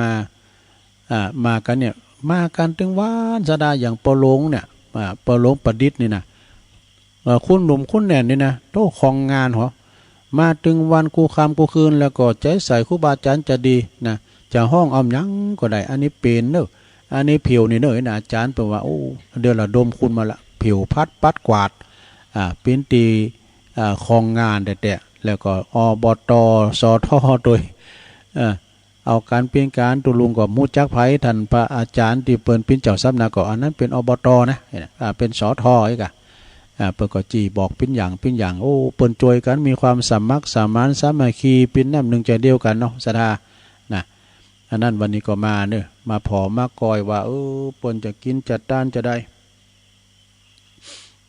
เปิ้นจะทำบุญทำกุศลในครั้งนี้ก็จะมาปูจาแผ่นดวงเลิกแผ่นดวงจาตาแผ่นดวงจาตานี่ก็เอาก็เขียนแล้วก็อธิษฐานจิตขึ้นแล้วนี่ก็มากันจัดหลายเปิ้นมาเขียนกันแล้วก็มาซื้อดินซื้อตีดินไว้ถวายวัดแถมนาศรัทธาญาติโยมทั้งหลายตีดินถวายวัดก็จะเป็นอานิสงส์ที่เขาได้สร้างวัดสร้างวากันนะสำหรับอันมาไม้มงคลนะก็มาปูจาแล้วไปตอกไปเลยๆวะแล้วก็เปิ้นก็จะเอาไว้ตอกกับเจ้าภาพโดยบืดนะก็อาจารย์พระครูปัญญามาอธิบายเหมือนกันเนาะแล้วตอนนี้ไปตุลุงก็ข่าวสารงานบุญต่างหลายก็เดี๋ยวครูบาอาจารย์เป็นก็ฝากประกาศมาโดยนะวันนี้ก็มีงานบุญหลายตีเนอะศรัทธาเนอะวันนี้ก็มีงานบุญหลายตี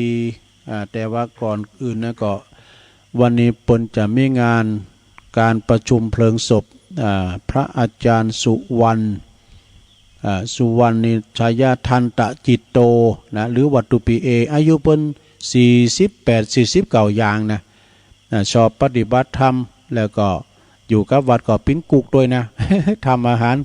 แล้วก็เวลาเพิ่นเข้าปริวาสนี่ก็ไปกุฏิเปิ้นนี่เนอะที่วัดใหม่หนองหอยตำบลสันติสุขอำเภอดอยหลอน่ะเปิ้นก็จะมีการประชุมเพลิงศพวันนั้นตุลุงก็ไปช่วยได้วันหนึ่งเปิ้นลากพระศาสตร์เนาะคุณหลายเนอะซะดาเนอะก็ไปรวมทำบุญกินต้านโดยการเนอะแต่ท่านพระครูสังวรยติกิจเจ้าอาวาสเนอะเปิ้นก็ปิ้นหูปิ้นตาปอก้อยดูแลจัดแจงแต่งด้านต่างๆก็มีปอหน่อยปอนั้นปอจานลำวัดแล้วก็วัดเปิ้นนี่มีอันตุเจ้าหลายเป็น10ปลายแต่เน้นมีวะก็ไปรวมทำบุญด้วยกันเด้องานต่อไปก็วันนี้เหมือนกันเนอะสดาญาโยมทั้งหลายวันที่6 7 8วันนี้ก็เป็นวันแต่ละนะโหวัดโหวางานสงน้ำพระธาตุวัดบันเวงหนองหล่องเนอะวัดบันเวงที่กาดติดนะอำเภอเวียงหนองล่องเปิ้นก็สวดมนต์ตันไปเรียบร้อยแล้วก็สวดเบิกไปเรียบร้อยเจริญพระพุทธมนต์วันนี้ท่านพระอาจารย์ประหลัดพลจิรปุญโญเจ้าอาวาสเนาะแล้วก็ปกำนันสาธิตเขาเปิ้นก็มีงานวันนี้มีซอจูขี้เมงตัวนู้ มีซอโดยก็ลมกินลมตาลที่จริงเปิ้นก็นิมนต์ตุลุงเหมือนกันนะแต่ก็เฮาก็ติดตั้งนี้ก็เลยขออนุญาตพี่หน้าไปว่ากันแล้วก็ต่อไปสดาญาติโยมทั้งหลายอันนี้ก็เรือโทคณิตบารมีนะเปิ้นฝากประกาศมาเปิ้นก็มาทำบุญด้วยกันเนี่ยเปิ้นก็มานอนนี่2คืนละ ฝากประกาศว่าอันนี้ไกลหน่อยเด้อโรงพยาบาลอาภากรเกียรติวงศ์เปิ้นก็หรือว่าฐานทัพเรือสัตหีบเปิ้นก็โลเจริญทำบุญทอดผ้าป่าสามัคคีเปิดจัดซื้อเครื่องมือแพทย์วะนะเครื่องมือแพทย์แล้วก็สมทบทุนในการสงเคราะห์สงอาพาธคือตัวเจ้าป่วยผู้ป่วยยากไร้โดยที่โรงพยาบาลอาภากรเกียรติวงศ์นะฐานทัพเรือสัตหีบอำเภอสัตหีบจังหวัดชลบุรีบุญนะในวันที่19บุญเนอะ19พฤษภาบุญนะญาติโยมทั้งหลาย19พฤษภาก็ฝากประกาศด้วยเรือโทคณิตบารมีฝากประกาศมาเนาะเพิ่นก็มาช่วยกันเนี่ยใจเกินร้อยเหมือนกันเนอะมาจากปุณนะอำเภอดอยหล่อแล้วก็สวนประยุทธ์ดอยหล่อแล้วก็ป่านประยุทธ์น้ำแม่แจ่มบุญนะทำงานหนึ่งกับวันที่23วันที่23เนอะญาติโยมทั้งหลาย23พฤษภานี่ก็ที่วัดศาลาตำบลน้ำแพร่อำเภอหางดงนะโดยเมตตาบารมีธรรมหลวงพ่อพระครูโชติสุวรรณสอนหลวงพ่อเจ้าอาวาสพร้อมด้วยคณะสัตยาวัดศาลาทุกหอหลังคาเฮินเนอะเปิ้นจะมีการทำบุญครบรอบ3 ปีในการมรณภาพของครูบาเจ้าอินตากตปุญโญครูบาอินตากตปุญโญนี่ก็หรือว่าหลวงพ่อท่านพระครูพิษปุญญาภิรัตน์นะอดีตเจ้าวัดศาลาเหมือนกันครูบาเปิ้นได้ละสังขารไปครบ3 ปีเปิ้นจะทำบุญครั้งใหญ่เนอะทำบุญเดี๋ยวนี้เปิ้นก็อาราธนาสรีระลางอะไรดวงวิญญาณของครูบาไปอยู่ที่ศาลา2 จันทร์บุญละนะเวลา9 โมงนี่ก็พระสงฆ์ที่นิมนต์มาพิณสงฆ์ไปดีก็จะสวดพุทธมนต์ธรรมนิยามสูตรเนอะวันที่23เนอะญาติโยมทั้งหลายที่วัดศาลาตำบลน้ำแพร่อำเภอหางดงนะก็ท่านศรัทธาก็ไปกินแม่ตาลด้วยกันเนอะแล้วก็วันที่22 23ก็มีเหมือนกันเนอะที่วัดพระพุทธบาทตากผ้าเปิ้นก็จะมีการส่งน้ำพระธาตุเหมือนกันเนอะลอยพระพุทธบาทด้วยก็เปิ้นมีกุปีนะเปิ้นกุเตอเปิ้นมีโควิดเนี่ยเปิ้นได้18 19 20 22 23เนี่ยคือว่าเปิ้นจะมีรายวันนะที่วัดพระพุทธบาทตากผ้าก็คือวันที่23ก็เป็นวันเตะเปิ้นนะแล้วก็วัดสองแควด้วยกันเนาะเปิ้นเอามาซุบจับกัน2 แควนี่ตำบล2 แควอำเภอดอยหล่อโดยท่านพระมหายานะปีนี้ประกอบโคจะจัดภายในอยู่กันเนาะแล้วก็งานต่อไปนี่สถาญาติโยมทั้งหลายอันนี้ก็กำหนดการประชุมเพลิงศพท่านพระอธิการจำนงขันติทโรหรือวัดตุปีคำนี่อดีตเจ้าวาดวัดชัยชนะ ปวงสนุกตำบลประตูป่าอำเภอเมืองจังหวัดลำพูนเด้อในวันที่21พฤษภาคมนี้ก็เป็นวันที่จะได้อาราธนาสรีระลางอะไรดวงวิญญาณของท่านอาจารย์จำนงนั้นนอนพระศาสตร์เม่นใหม่นะนงคัสติลิงจ้ะเนาะแล้วก็เปิ้นจะประชุมเพลิงศพในวันที่28พฤษภาเนอะหมายความว่า21ถึง28พฤษภาเนอะที่วัดปวงสนุกหรือว่าวัดชัยชนะก็ไปรวมงานบุญด้วยกันเนอะไปปูชาผ่าปูชาโลไม่เงินโลไม่คำไปปินวาระสุดท้ายนะฮะญาติโยมทั้งหลายอาจารย์ท่านตุปีคำเนี่ยเป็นพิมพานนักเทศเตดอยู่บุญธรรมมาศราญาติโยมทั้งหลายเตดไปหมอกึ่งกลางเนี่ยโยมงูบงาบลูกหันแล้วเปิ้นก็แล้วสูงห้องยาก็อัมมาพึกอัมมาพาจัดมึนเนี่ยเป็นนักเทศโอ้แปลว่าอุปเทศที่บุญธรรมมาศเลยนะซะนะเจ้าบ้านเจ้าจอมเปิ้นก็เลยตกใจกันนะอันนี้ก็เปิ้นก็จะได้ประชุมเพลิงศพในวันที่28ขอบคุณทางพี่ไอจอมหยุด2แผ่นดินฝากประกาศมาเด้อเอางานต่อไปซะนะญาติโยมทั้งหลายนะงานต่อไปก่อนนี่กันนะงานตุปีเอนะที่วัดใหม่น้องหอยเนาะก็มีหลายท่านนั่นอันนี้ก็ปหลวงมนตรีตะคำผู้ใหญ่บ้านนะแล้วก็สทอัมภัยชัยกิวแลในเปิ้นก็เจ้ากิจการมีหลายแต่ตุลุงฮู้จักสิ่ง ท่านรองนายกสมบุญอินนวลโตยนะแล้วก็ปน้อยนวลพรหมทาเขานี่ปอแก่วัดเขาอันนายกของเปิ้นก็นายกเทศมนตรีเทศบาลตำบลสันติสุขก็ท่านบรรพตวิหกเหินนะ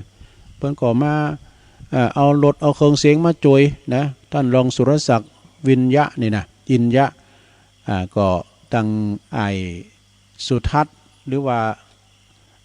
อันกู้ภัย55ก็มาถึงวันแต่เจ้าก็ว่านะสดาญาโยมก็บอกกั้มว่าวันนี้นะที่จะว่างศิลาฤกษ์ก็เปิดเวลาว่า8 โมงถึงเตียงนี่เปิดโอกาสในสดาได้มาปูชาแผ่นดวงฤกษ์แล้วก็อิดเงินอิดคำหรือว่าดิ้งกี่เนี่ยนะมาปักมาปูชากันได้แล้วก็เวลา11 โมงก็ถวายเพลแล้วก็กำหนดการ11 โมงถวายเพลแล้วก็บ่ายโมงกึ่งนี่ก็พระสงฆ์เท่านั้นเจริญพระพุทธมนต์แล้วก็เวลาบ่าย2:19ประกอบพิธีวางศิลาฤกษ์นะนี่ก็ตอนกลางคืนแถมบึดนี่เนี่ยคืนบึดเนี่ยเสร็จจากที่นี่แล้วเนาะโมง6 โมงก็จะเดินทางไปปุ่นแม่ห้วยไม้เดือเปิ้นก็จะไปเยี่ยมเยือนพี่น้องตั้งห้วยไม้เดือแล้วก็ไปแจกของแจกรางวัลอย่างด้วยเนาะไปนอนหามคืนนะนอนหามคืนแล้วก็ผูกปิกเยอะกะนะเอางานต่อไปศีลหนานี่ก็เป็นศีลวันที่15เดิน8ปิ้งนะโยมเด้อ เดิน8ปิ้งนี่ก็มีหลายตีงานบุญเดิน8ปิ้งนี่เป็นเดินที่ว่าวันวิสาขบูชานะเป็นวันสำคัญของโลกเนอะสถานเนอะที่องค์การสหประชาชาติเปิดประกาศรับรองว่าเป็นวันสำคัญของโลกก็คือเป็นวันที่อย่างที่ตุลุงวานะเป็นวันประสูติตรัสรู้แล้วก็เสด็จดับขันธปรินิพพานขององค์พระสัมมาสัมพุทธเจ้าเนอะสดาฉะนั้นวันที่14-15นี่ก็เปิ้นมีงานบุญหลายตีอย่างวัดพระธาตุดอยสุเทพนะวัดพระธาตุดอยสุเทพนี่เปิ้นก็จะมีเตียวขึ้นดอยวันที่14เนอะแล้วงานทรงน้ำพระธาตุเปิ้นก็จะมีเหมือนเดิมเนาะแล้วก็วัดพระธาตุริพุนชัยวรมหาวิหารด้วยเนอะวัดพระธาตุหลวงเว้งละปูนเปิ้นก็ทรงน้ำพระธาตุเดิน8ปิ้งกุเตือนะในพระเดชพระคุณท่านเจ้าคุณพระเทพรัตนนายกเจ้าคณะจังหวัดละปูนนะวัดพระธาตุโอ้ก่อนนี้คุณนะเขาได้กินเฮ็ดถอบกว่าตอนนั้นสดาเนาะเปิ้นดึงมาขายในเฮ็ดถอบบอกเวลาเดิน8ปิ้งนี่นะได้กินนะวัดพระบาทนี่ก็ยังขาวอยู่นะกันมาถึงเก่าปิงมาถึงวัดนั้นห้วยปันจ่อยนี่ในเริ่มดำแล้วนะ เฮ็ดถอบนี่มันก็ลักเงานะเวลาในมันขาวๆเนี่ยมันเขาวัดปุดรู้กันมันในก็ดำพื้นดำผืนบุกเดี๋ยวติ้มขันตุก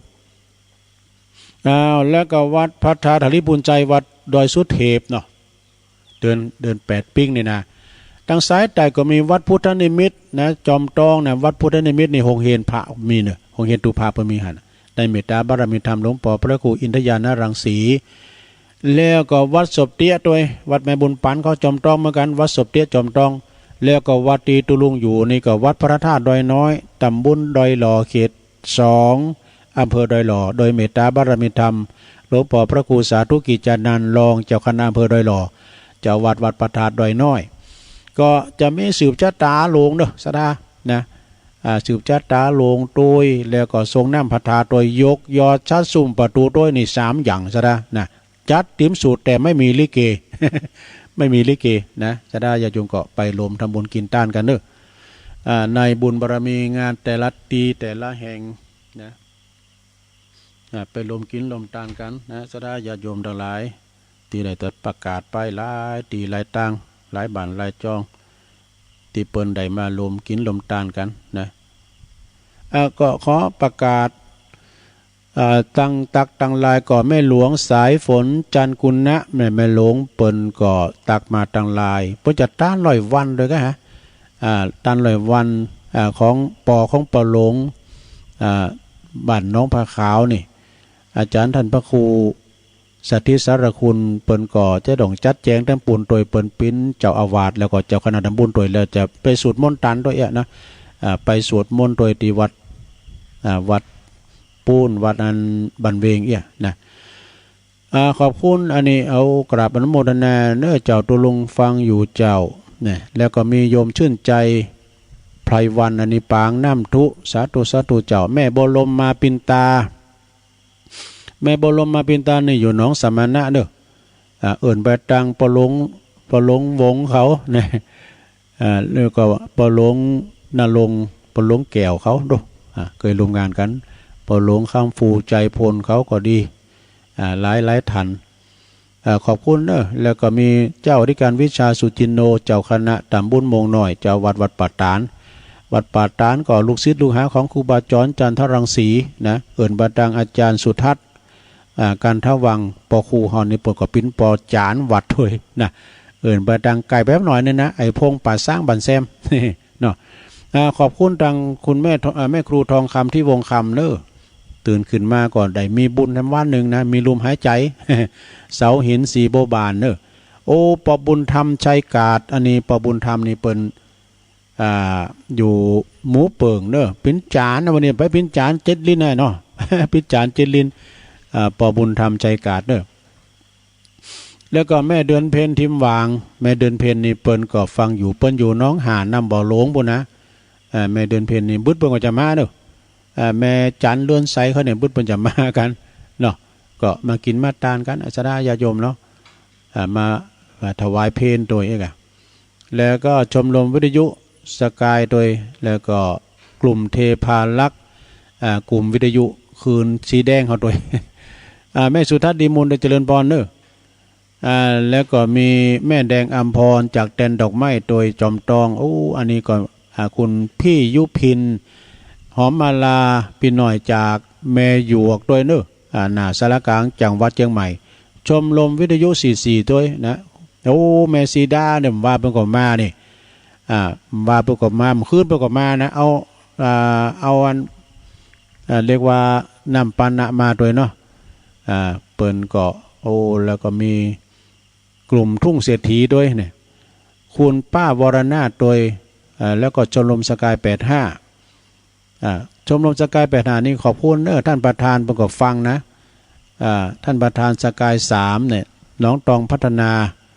หรือว่าลุงมูเสือดำเปิ้นก็ซูมฟังนะขอบคุณขอบคุณแต่ก็แจ้งอื่นไปแล้วไม่ได้เช็ควอเพราะว่ามาช่วยการช่วยงานเนาะโอ้คุณแม่จงดีนี่เชื้อกันทาจากเมืองฝางแม่จงดีเปิ้นก็บอกว่าหอมไปแล้วทุ่มดินหลายพันเจ้าโอกาสหน้าก็ค่อยจักชวนกันไปเนาะอนุโมทนาบุญตัวตุลุงเขาด้วยเนอะนะสวดมนต์พร้อมตุลุงเขาอยู่ขอบคุณคุณแม่จงดีโอ้อันนี้ก็ปอ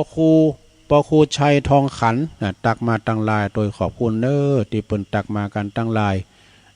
ได้โฮมกินโฮมตาลรวมทำบุญด้วยกันก็ดีนะวันนี้ก็เป็นวันดีละเป็นวันที่จะได้ทำบุญด้วยกัน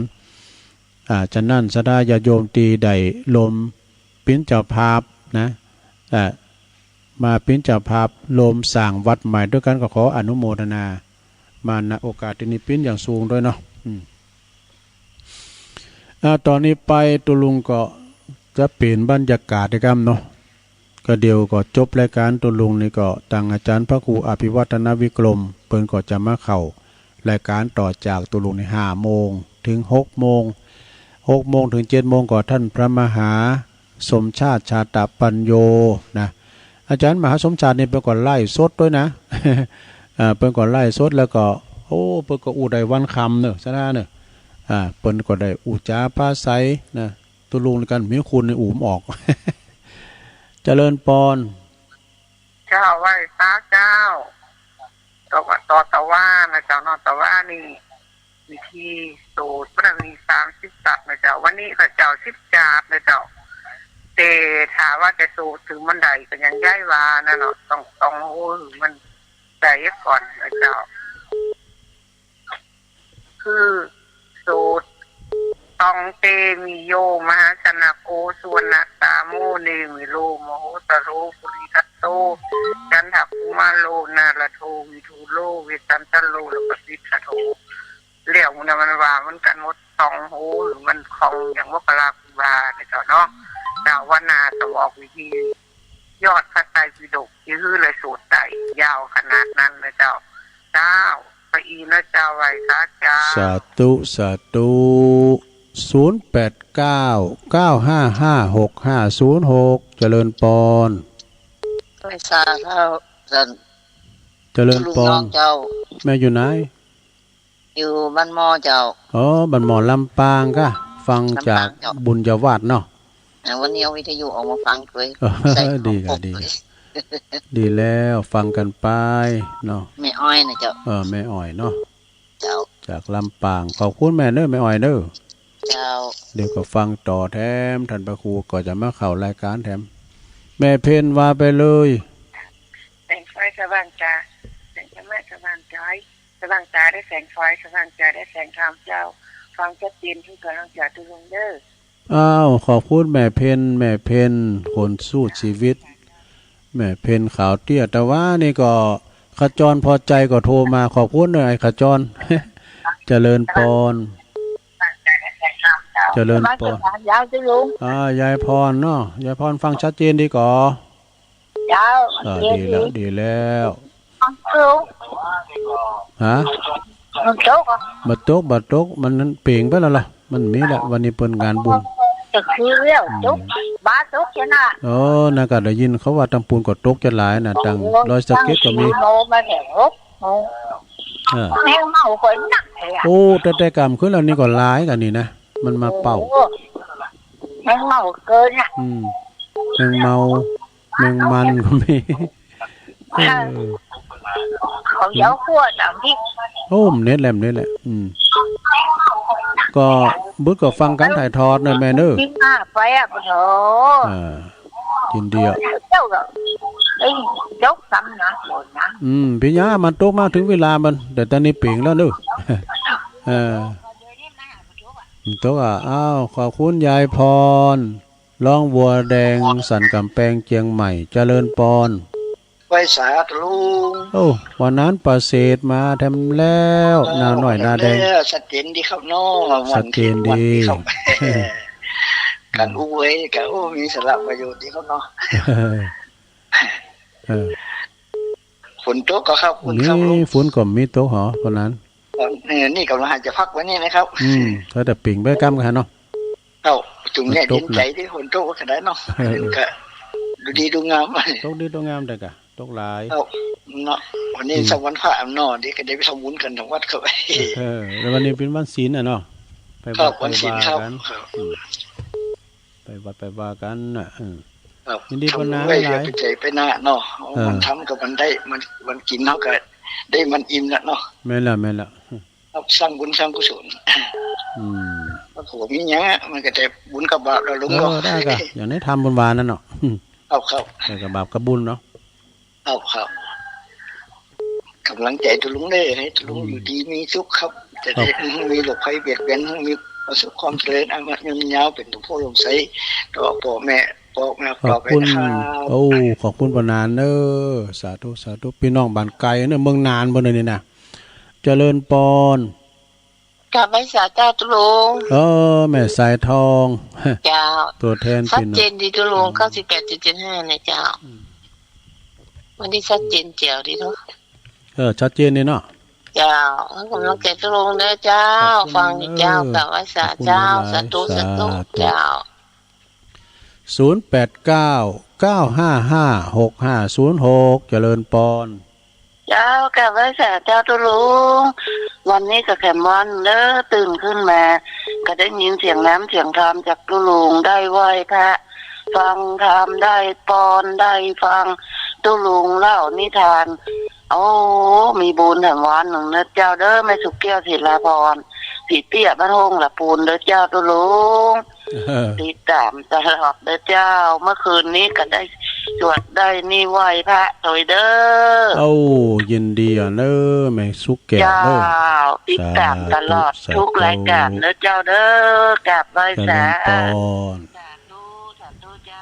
แม่สุกแก้วศรีลาพรรถเปิ้นมากันแล้วหั่นเจริญปอน ไหว้สาเจ้า แม่อยู่ตั้งใด จากลำปางเจ้าไม่น้อยอุตุดีมาเลยนะน้อยนะเจ้า บ้านให้นาน้อย อุดูดีเนาะ ฟังบุญญาวาส เด้อฟัง ชัดเจน ทำตัวน่ะเด้อเจ้า เดี๋ยวบุญก็ฟังกันถ่ายทอดในวันค่ำในวันนี้นะ เจ้า บุญญาวาสเพิ่นถ่ายทอดเนาะอันนี้ถ่ายทอดกลางคืนสีขาวขอบคุณนี่แม่เด้อบุญรักษาเด้อ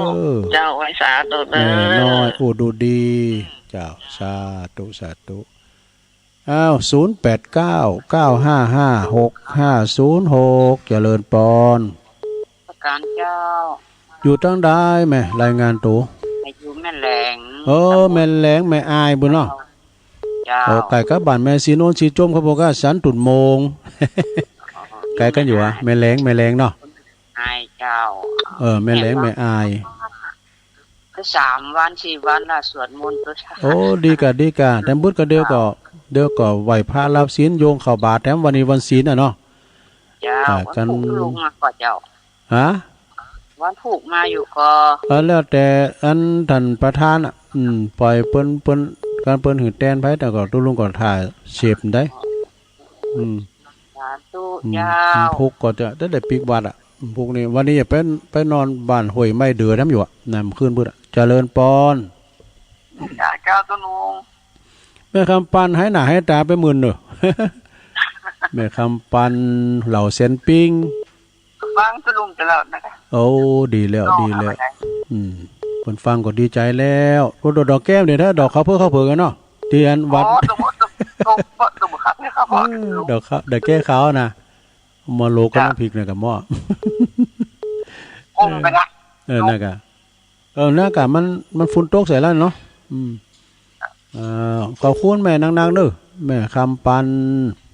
เหล่าสัมปิงสาธุ0899555656เจริญปอนไปสาธุลุงพ่อบุญตันป่าไล่เจดีย์ซ้ำยอดมาแล้วฟังพระเจ้าลุงไม่กดได้บ่เดียวดู ได้แล้วก็ดีแล้วกะไม่อายก็มาแล้วเมืองฟางยังมาเตอใส่ปากการแถมเนี่ยกะก็ฟังเพิ่นโทรกันก็ม่วนแล้วมันได้จดได้โทนอันนี้นะมันมีปากกาแล้วก็มันโต๊ะมันกล่อมแล้วไปบ่มีตีวาง เดี๋ยวก็ถ่ายทอดสดให้มันอยู่เด้อป่อยินดีเด้อบุญรักษาเด้อสาธุซ้ายก็จัดทีนะเจ้าตุลุงอู่อยู่ไปก็โทรมาติ๊กๆอ่ะตุลุงก็จะกดว่างนะกดบ่เห็นได้ยินเสียงกิ่งน่ะเจริญปอนเจริญปอนติดแล้วฮัลโหลติดแล้วนี่แม่ขออนุญาตเต็ดสายเจริญปอนเจริญปอนครั้งที่1เจริญปอนครั้งที่2สายใหม่เข้ามาเจริญปอนบ่ดังกันแล้วโอ้โหถ้าใครว่าสายใหม่เข้ามาแล้วเนอะฟังชัดเจนเนาะปานนั้นจาน ครับผม อยู่ที่มีสุข ที่จะว่าผมจะไปขอปูนนะเพื่อพุทธิ ตกแล้วเนาะ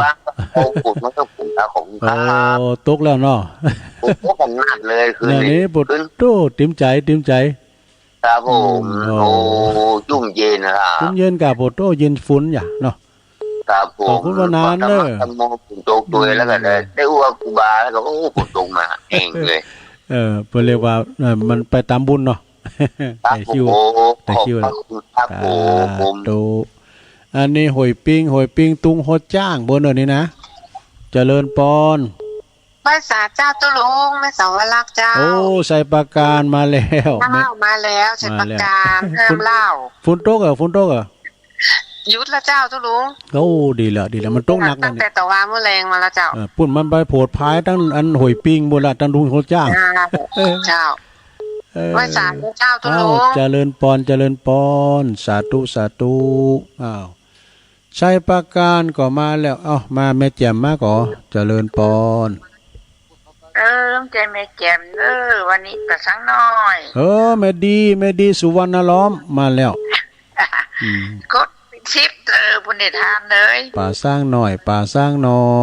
แม่ตอมก็จังโทรมาเหรอแม่ตอม นั่งตลอดแล้วก็มาตั้นเปิน แม่ตอมแม่โยงเขาปีพันธ์เขาก้านี่เนาะเพิ่นฟังกันปนนั้นสอนปอจาน นั่นละปนนั้นสอน โอ้ เขา ยดีเนาะฝนตกเนาะ โอ้ตกจุ่มเย็นเด้นะแม่แต่ที่นี่ วัน นี่ นั้น ล่ะ ไปทางบางพางก็พอไปดวดดอยโอ้ เออ ดีดูเนาะ อยู่บุญดอยอะกะ ไปบางพางวันนั้นอ่ะ อ๋อดีกะ ไปบันซบ ยินดีแม่ดีหนักๆเด้อแม่ดีสุวรรณล้อม ฟ้าถูกฟังอยู่เนอะ โอ้ขอบคุณ กำลังใจ สาธุแม่ดีนี่ลูกเป็นพอพุ่นนะเป็นด็อกเตอร์กันนะแล้วอยู่คนเดียวเฮือนหลังแกลงนี่เจริญปอน เจ้ากะไว้สาเจ้าทุลุง จังซอมาแล้ว ฟังตุลุงตึงว่านั่นแหละเขากับปอยเพื่อนคนใหม่เปิ่นโทของไอ้ไหนเจ้าเนาะ เอาให้หน่อยดิเจ้าฝนตกขึ้นหุงตุลุง ห้ามฝนตกหน่อยแล้วซอ ฮะ ห้ามฝนตกหน่อยแล้วห้ามพระครูโอนวันนั้นเด้อพระครูโอนปันป้อนแล้วเนาะวันที่4ที่ผ่านมาพระครูโอนนี่เป็นวันเกิดเปิ้นแฮปปี้เบิร์ธเดย์ ซ้อมจ้างซ้อมทำปอกหูไม่แต่งไหว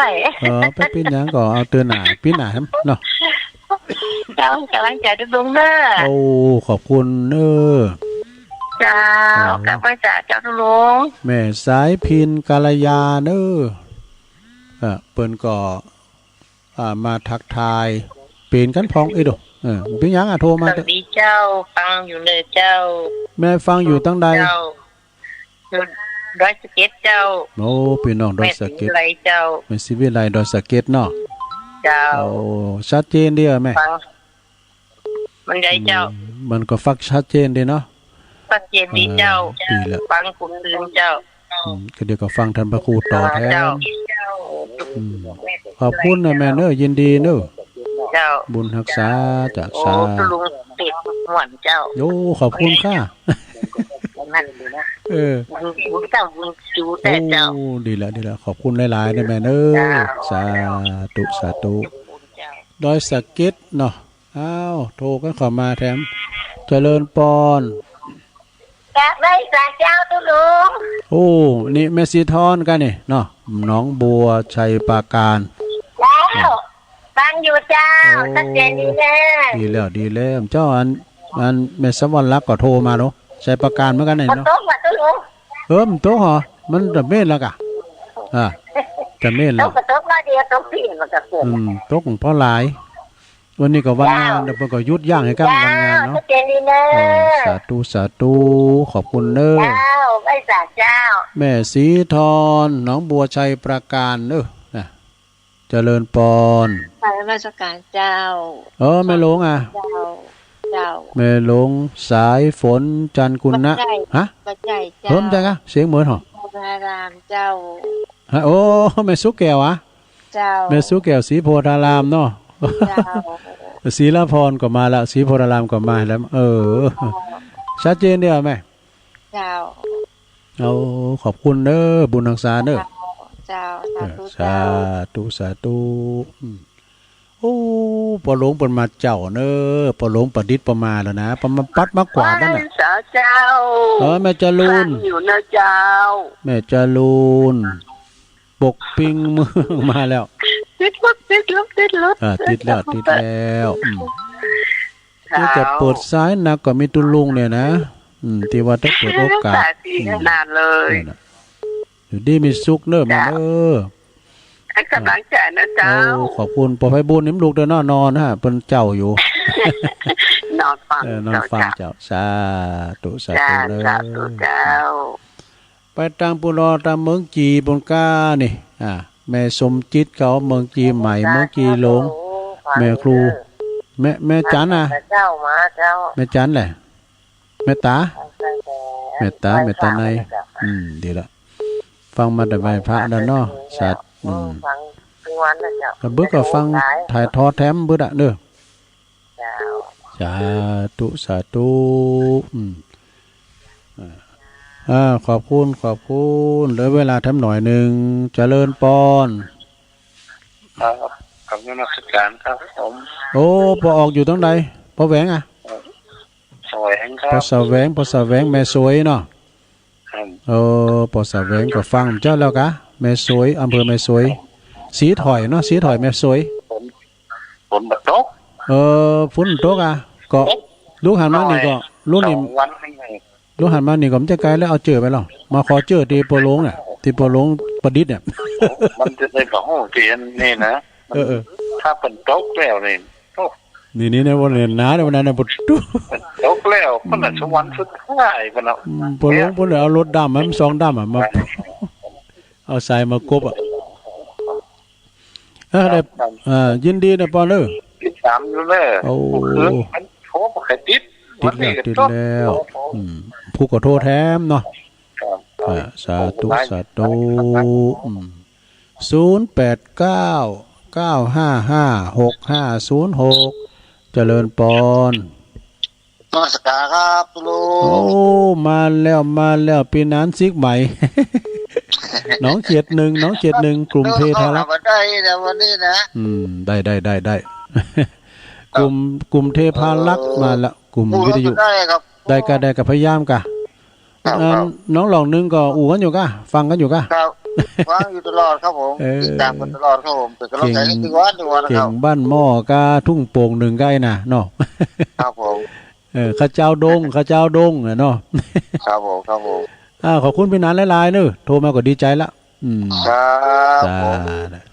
อันนี้เปิ้นปิดตู้เจ้าเก่าเนอะตู้เจ้าเก่าเปิ้นซื้อหาลาเพจไปว่ามีรถยนต์เลยอ่ะนะก็รถเก่าเพิ่นนำก่อนนี่เพิ่นก็มีรถเจริญปอนเจ้าไหว้สาเจ้า อันนี้ดุงป่าสร้างอ่ะ เจ้า แม่ก็กูเตือก็โทรมาสักเตือได้เจ้าฟังอยู่เนอะ ขอบคุณนะแม่ แต่ นะ โทรเจ้า โตดีแล้วดีใจแล้วอันนี้เจ้าเก่าเนาะเจ้าชัดเจนได้ไหมเจ้าชัดเจนดีค่ะดีแล้วก็เดี๋ยวก็ฟังพระครูต่อนำเด้อเจ้าคือกำลังใจตัวเลยเจ้าขอบคุณเด้อสาธุ เจ้าไหว้สาเจ้าดงป่าสร้างเปิ้นยังฟังอยู่ขอบคุณหลายๆเนอะแม่เนอะดงป่าสร้างเจริญปอนเจ้าอาจารย์เจ้าแม่บุญปันแหละเจ้าศพเตี้ยมาแล้วแม่บุญปันฝนตกเหรอแม่บุญปันตำปูน่ะตกแล้วเจ้าตกดีกะดีแล้วเจ้าขอบคุณแม่บุญปันเนอะเจ้าแม่ใจเขาได้ฟังอยู่เนอะนำลัดกานี่แม่จันดวงพรมนะหวยโจดไต่ฟังอยู่ก็แม่จันดวงพรมแม่จันจันไส้กับภาษาเจ้าตรุงตั้งได้จ้าแม่คำนวณเจ็ดซ่อนเจ้าอยู่ไหนอยู่เจ็ดซ่อนมาในน้ำให้เจ้าแม่คำนวณอำเภอเมืองปานจังหวัดลำปางเจ้ามันต้องบอกอำเภอโดยเมืองปานอำเภอเมืองปานก็ อำเภอเมืองปานกับอำเภอของงานแม่กัลยาแม่สายพินเนี่ยกันเนาะเจ้าอำเภอเดียวกันเจ้าตรงซ่านเนาะตรงซ่านเมืองปานนั่นตำบลมันขออันนี้ตำบลเจซ้อมเจ้าเจ้าคณะตำบลบ้านขอเปิ้นปิ้นเครือญาติเดียวกันถึงแม่สายพินเนี่ยเพิ่นเคยมาวัดพระธาตุดอยน้อยดอกตอนเจ้าคณะตำบลน่ะเพิ่นเคยมาวัดพระธาตุดอยน้อยแล้วน่าโลกไปมันเนาะเจ้าตุลุงก่อนอยู่นอกสถานที่ไปกะอยู่ที่ที่อันที่เพิ่นจะวางศิลาฤกษ์ไปกะแต่ฝนตกมันจะแจ๊ะแม่ว่าตุลุงเพิ่นบ่หลวงสั่งรถดำมา 2-3 คัน 2-3 เที่ยวกะเอาทรายมากบหมดอ่ะมีล่ะฝนตกขึ้นหุ่งเนาะพี่ฝนตกแต่อันนี้ตอนนี้มันตกเด้อตอนนี้อันคือแบบเพิ่นสวดมนต์กันอยู่เจ้าพี่ฝนตกเจ้าเดี๋ยวก็ตกสิอ่ะนี่ดีละจุ่มเย็นดีเนาะเจ้าขอบคุณแม่คำโนนเด้อตลาดนั้นเด้อสาธุเจ้าเอาด้านซ้ายเนี่ยดูเปิ้นบุญมาหยุ่นเนาะเดี๋ยวท่านพระครูเปิ้นรอนี่แหละเจริญปอนเจ้าเจ้าสโลแม่หลวงมาแล้วแม่หลวงสายฝนจันทร์กุลนะตักเจ้าอันตกด้วยเหรอโอ้ปัญหาตกขนาดได้ต้มได้ต้มหัวข้ามนะเจ้าโอ้อันน่ะโอ้ตกแล้วก่อนตอนนี้ขึ้นมีเหรอเดินแจงหอมขึ้นแล้วเนี่ยเดินแจงเหรอท่านพี่เดินแจงนี่ขึ้นแล้วเดินแจงทุกลุงว่าอันอากาศดีขนาดดูเนาะก็ฟังนอนฟังเสียงกบเสียงเขียดมันเอานี่สักกี่โมงประมาณสักกี่โมงสัก6 โมงฝ่าย10 โมงนี่ก็หาตกอ่ะประเมินก็ใกล้เหมือนกันนะแต่กะก็เรียกว่าต้มทั่วแป๊บพุต้มโทฟ้าเนี่ยขอบคุณแม่ลงเด้อสาธุคุณลุงขออนุญาตกันเด้อเดี๋ยวก่อนท่านอาจารย์พระครูจะต่อรายการต่อคุณลุงก็นำรายการจากหน้าสัตตาไปก่อนเด้อพระเจ้าตั้งก่อนผู้กระโทใหม่เนาะอยู่ดีมีสุขเหมือนกันจุโกนจุตานเนอจัตตาโรธรรมาวัฏันติอายุวันโนสุขังปะลัง